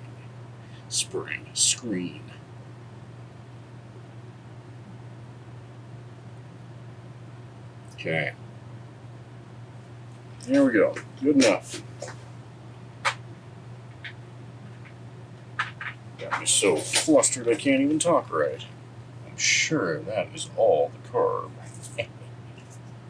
Alright. Yeah, all kinds of extra pieces there. Yeah, we're not putting all the trash in. But it would help if I don't know, I was right the first time. There's two passages right there. Get you oriented the right way. This is the fuel pump side of the carb. And as I've said countless times, I always put that together first. Once it's screwed down, I can get the pressure tester on it. So that when we start putting together the metering side. If that needle is leaking at all, either from the diaphragm or just something else, we will know about it before we get it on a saw and have a problem, because that works better.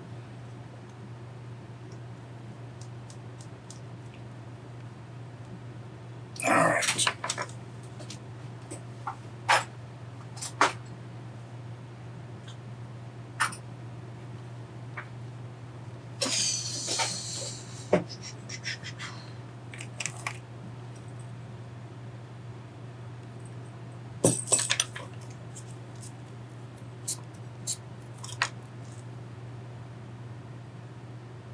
Very, very slow leak.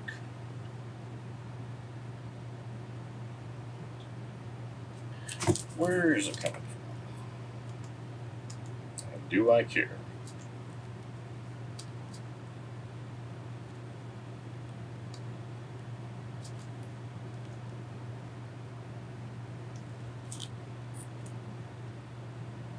Huh.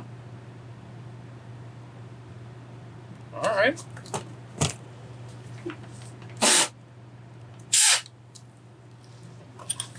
It's not a huge leak, but it is a leak at that needle.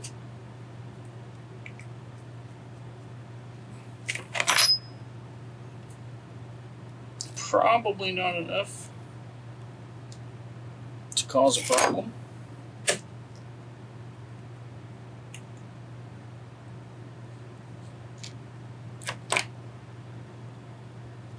But after all the time I've put into this saw, probably don't want to take it apart again. Make sure this is the right one.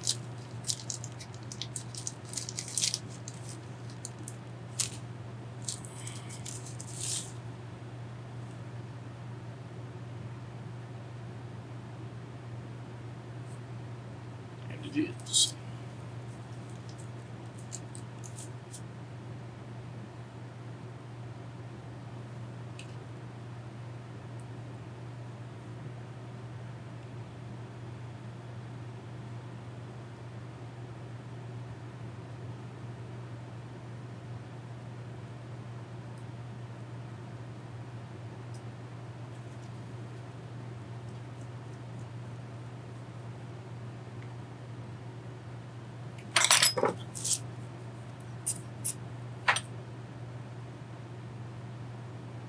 Mucho better. Nice. Now, can I get you hooked up without causing a big leaks? No.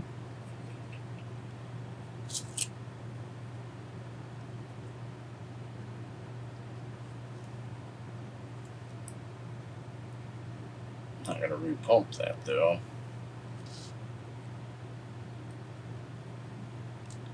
Just let it sit where it is. I don't think it's gonna move. I probably could have cleaned that needle. Hell, even with that swab, I probably could have. And if it was a needle that I couldn't get a replacement for, I'd have done that in a heartbeat. But since it was in that kit new, you know, it's kind of one of those things of why wouldn't you just replace it?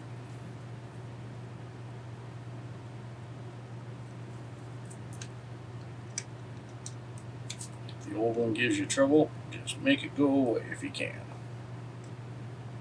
Okay.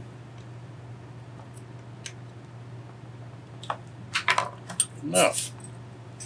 I like it. What I'm gonna really like, man, is when dinner gets here. Because if I've got my timing right, I'll be done with this damn saw. Or at least as done as I can get today. We can't run it today. Maybe it was warm enough, but I'm not going to risk effing up that moto seal. Alright. Get our little doohickey down here. That spacer, that'll keep you from compressing the boot too much. And I don't think there's any kind of a, nope, no kind of a neck that goes down in there. It's just the carb sitting flat to it. So let's figure out what the hell we need to do.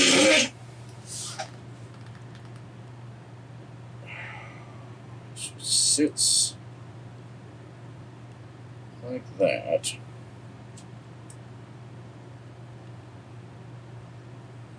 That's why the choke rod is off.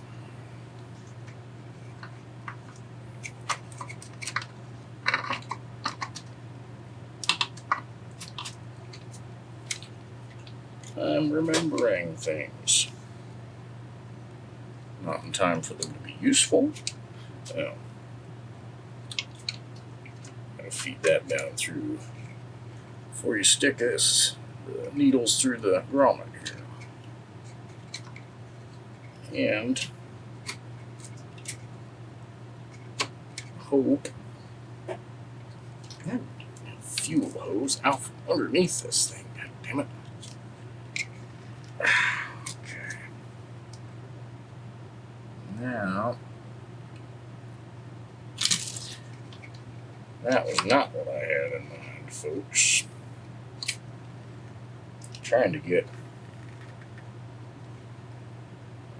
I can't see squat down there. Alright, there's one. Where the hell?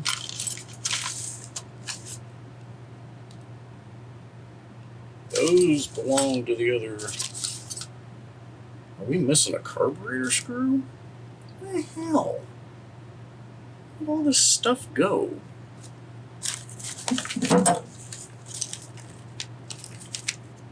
And a lot of stuff that has gone. Yeah, alright, whatever. It is what it is.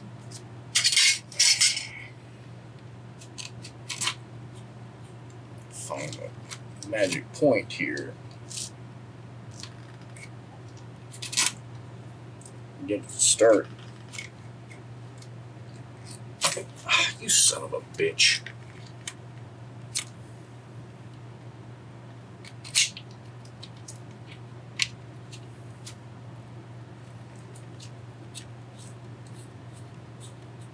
Alright, there that is. But I need another damn carb screw.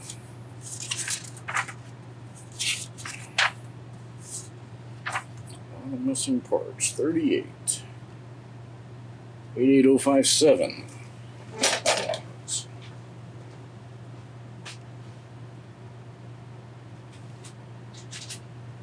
Huh, pretty damn good.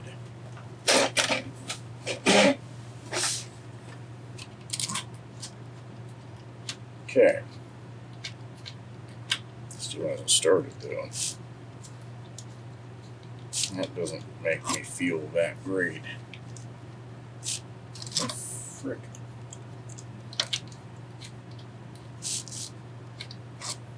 I don't know what the hell's wrong with you.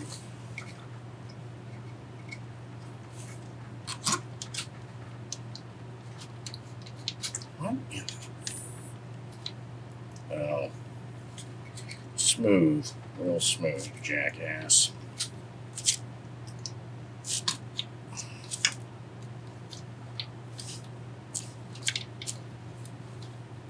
I don't know. I can't get this to go. And that doesn't make me very happy. Because this is a pain in the ass. God damn you.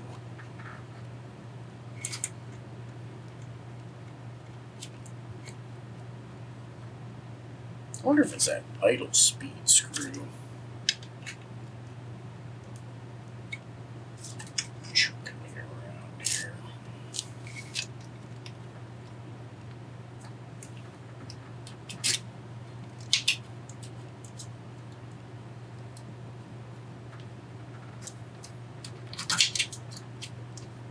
That might have been what it was. Okay. There's the plate that goes on top, but I want to get all this other crap plumbed.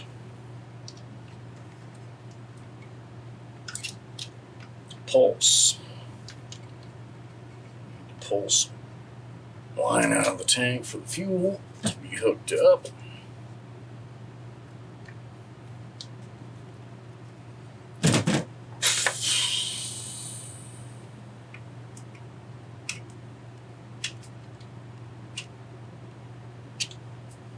Okay, nothing came to there. That goes on the bottom.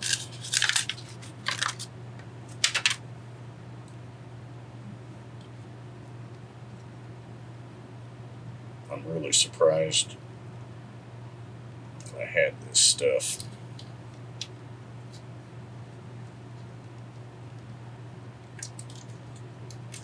That's a tight fit.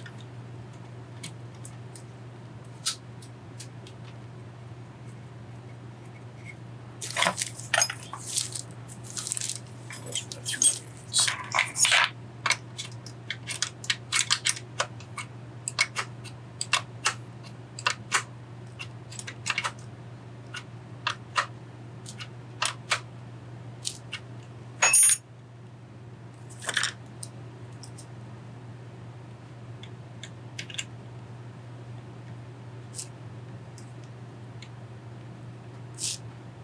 Okay.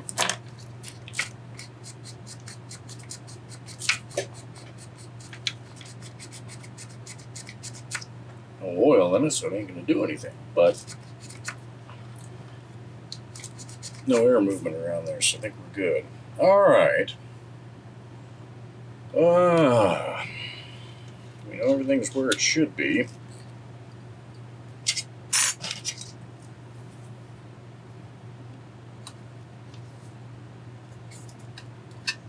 Now, is it still where it should be? Ha ha ha. Oh, baby.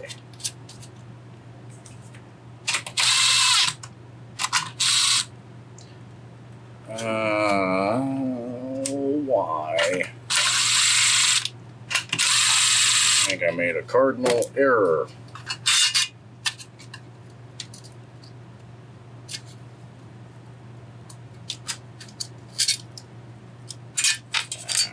Oh, pig shit. I did.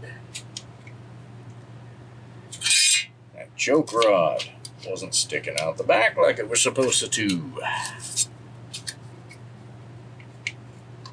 That could have been dumb. Maybe putting this plate on right now is dumb too.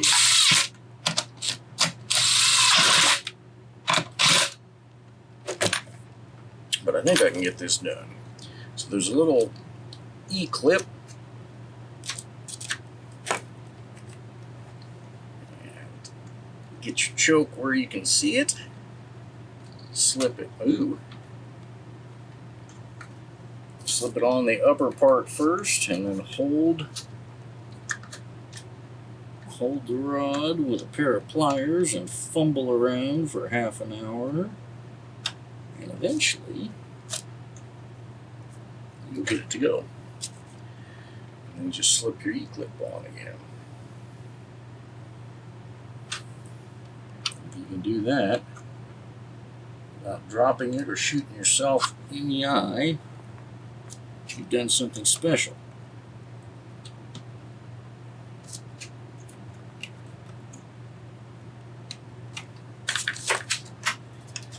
And tonight I qualify for special.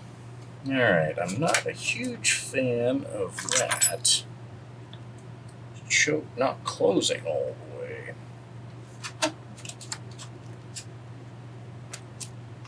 Alright, there we go. Just loosen that screw and rotate the plate a little bit. There's only one way it'll go on the bore.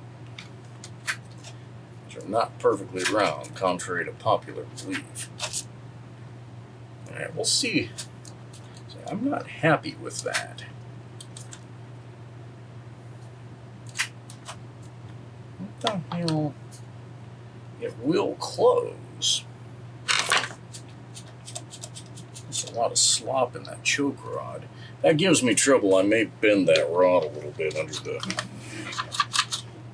plate. Let's see if we can't put a starter on this bad boy.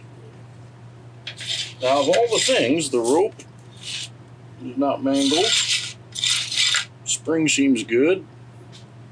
So let's just give it a little bit of happy-go juice. Okay.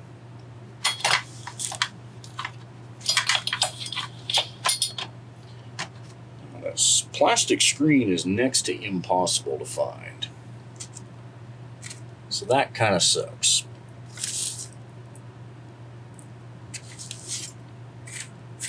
Looks like we were short a couple of proper starter screws too.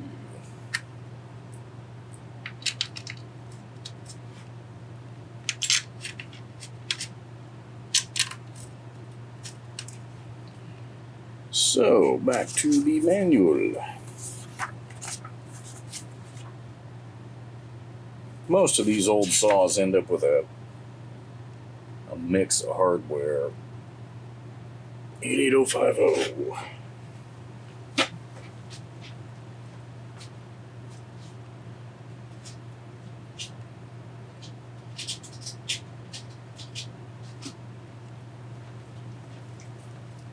Stuff that rattles out over the years, you know.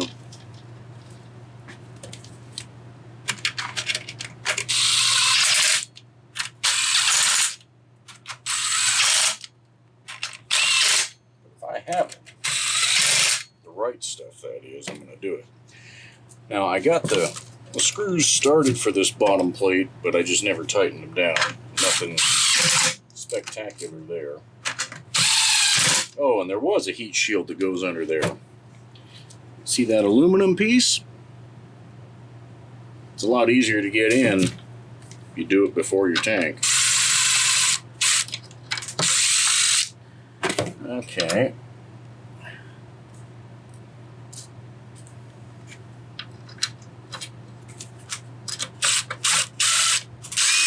Some nut missing out of there. Oh, yeah, it is. It really is.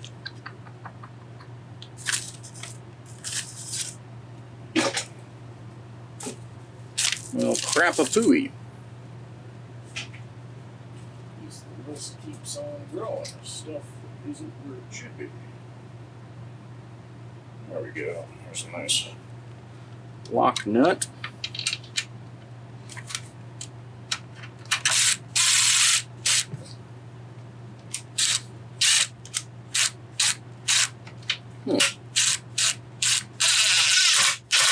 There we go. So if it had the rubber handle, plastic handle, whatever it is on here, that would have been retained. Alrighty then. It's all working. That's working. Man, until I know that it isn't, it is. Alright. I guess.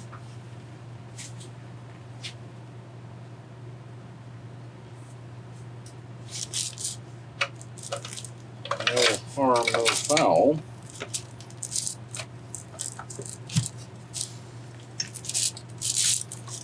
Yeah, this is distorted a little bit.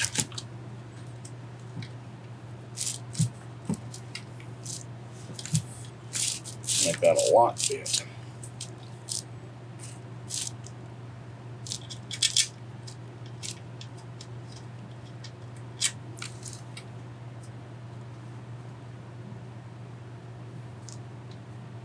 What in the bloody hell?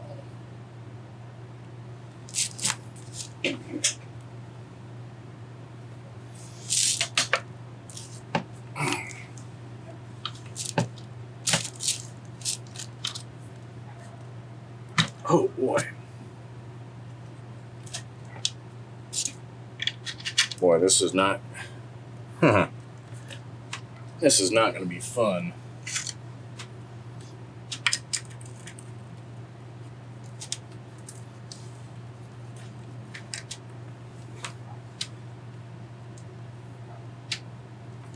Surprised that came loose.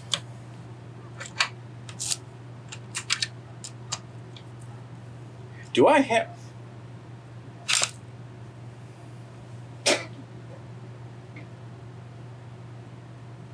Yeah, that's the right handle.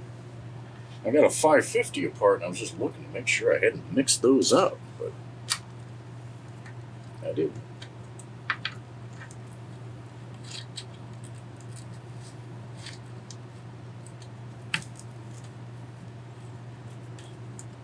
Well, this is going to suck.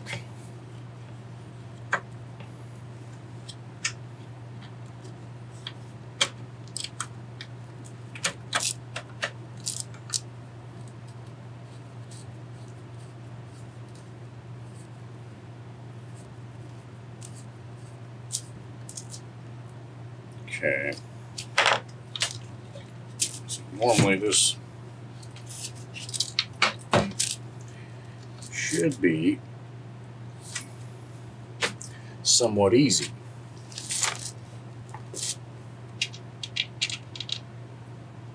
Normal's not in this vocabulary.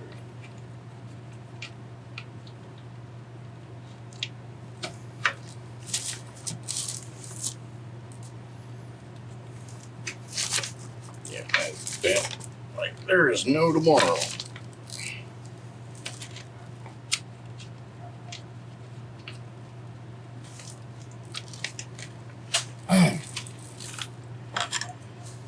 Ay, ay, ay.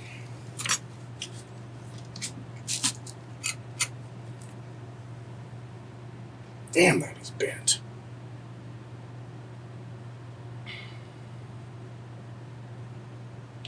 I don't know if it's easier to... It might... I may regret taking this off.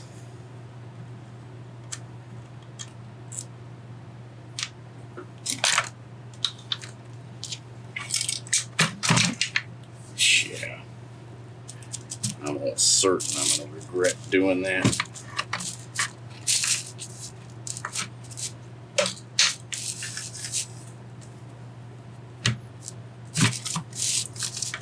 I truly don't like it when things are effed up.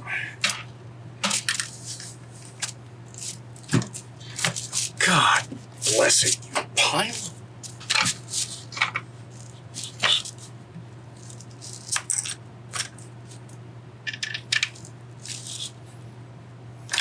Come on. I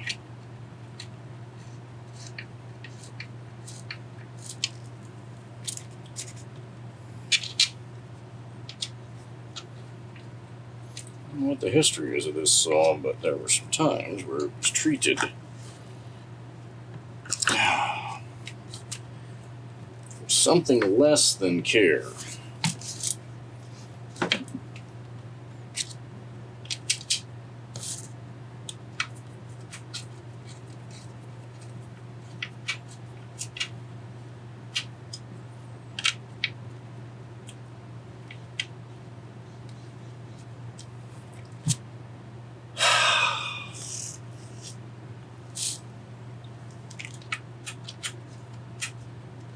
That is not holding. See if that has enough bite or if this is going to have to get a freaking Heavy coil too.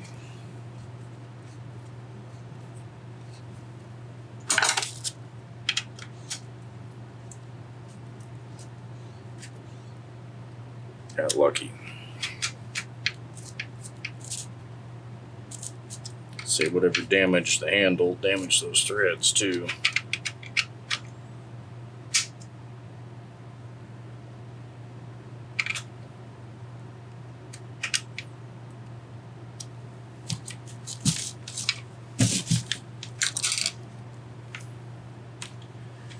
Alright, let's see if this aluminum is strong enough.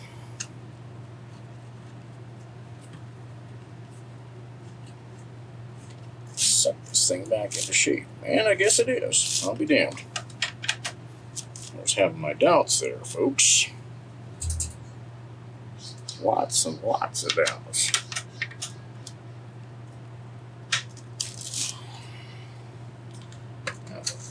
Done. All right. My God, this looks a lot like a saw. Saw with no spark plug in it.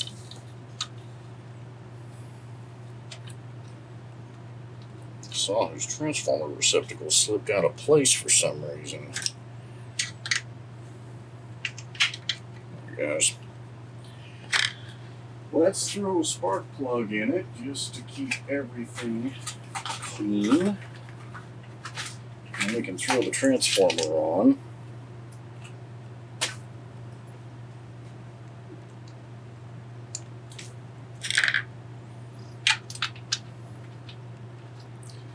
And we'll make sure she has good spark.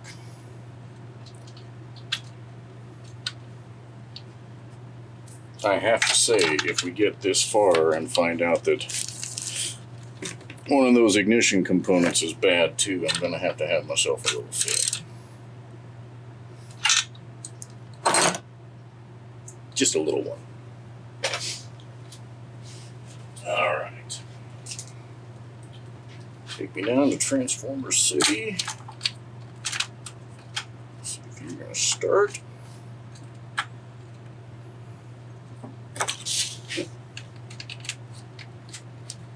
Ended up having to put a new receptacle on this. Well, new to this saw.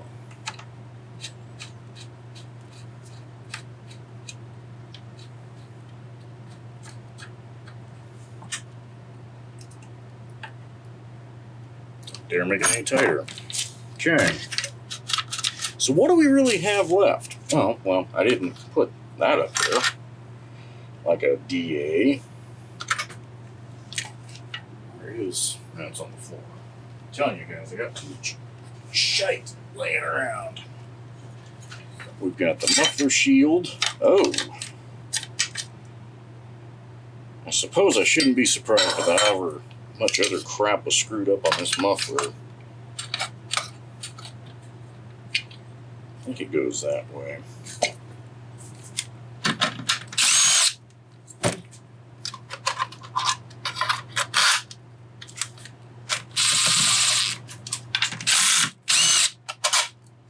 Easy there, hot rod. Get excited.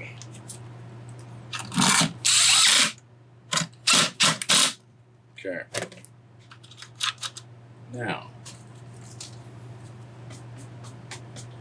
I've had one of these laying around for some time that needs a new grommet installed.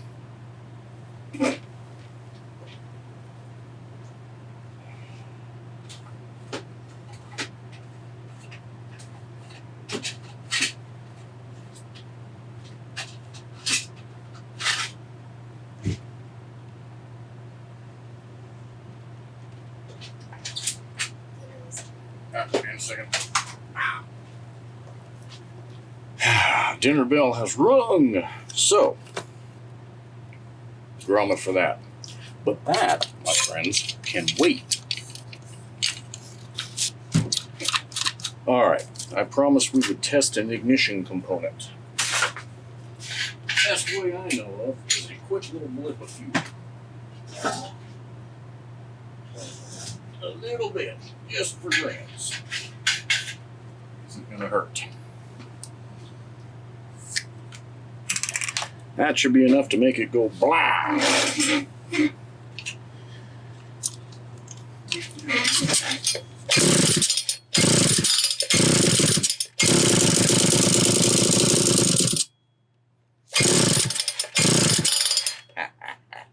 She's gonna run. All right. I'm gonna end this video for assembly because there ain't a hell of a lot left to assemble. Look at that. It still spun that stupid crankshaft seal. Yeah. I don't know what I'm going to do about that. If that crap doesn't set up by morning, I don't know what I'm going to do about that. But again, for just assembly, you got a couple screws. Hold that on. Again, we're missing this whole mount up here. It is what it is. Finding this piece is very unlikely. Got the air filter to go up there. The clutch is the only other piece that we have that we haven't done, and it's because of that crank seal. Really simple. Got a couple thrust washers, one for each side. You got a clutch plate. You've got another plate there that has a cover that screws on it. You grease your bearing, it goes on. So that is a 750 assembly video with a whole lot of detours along the way.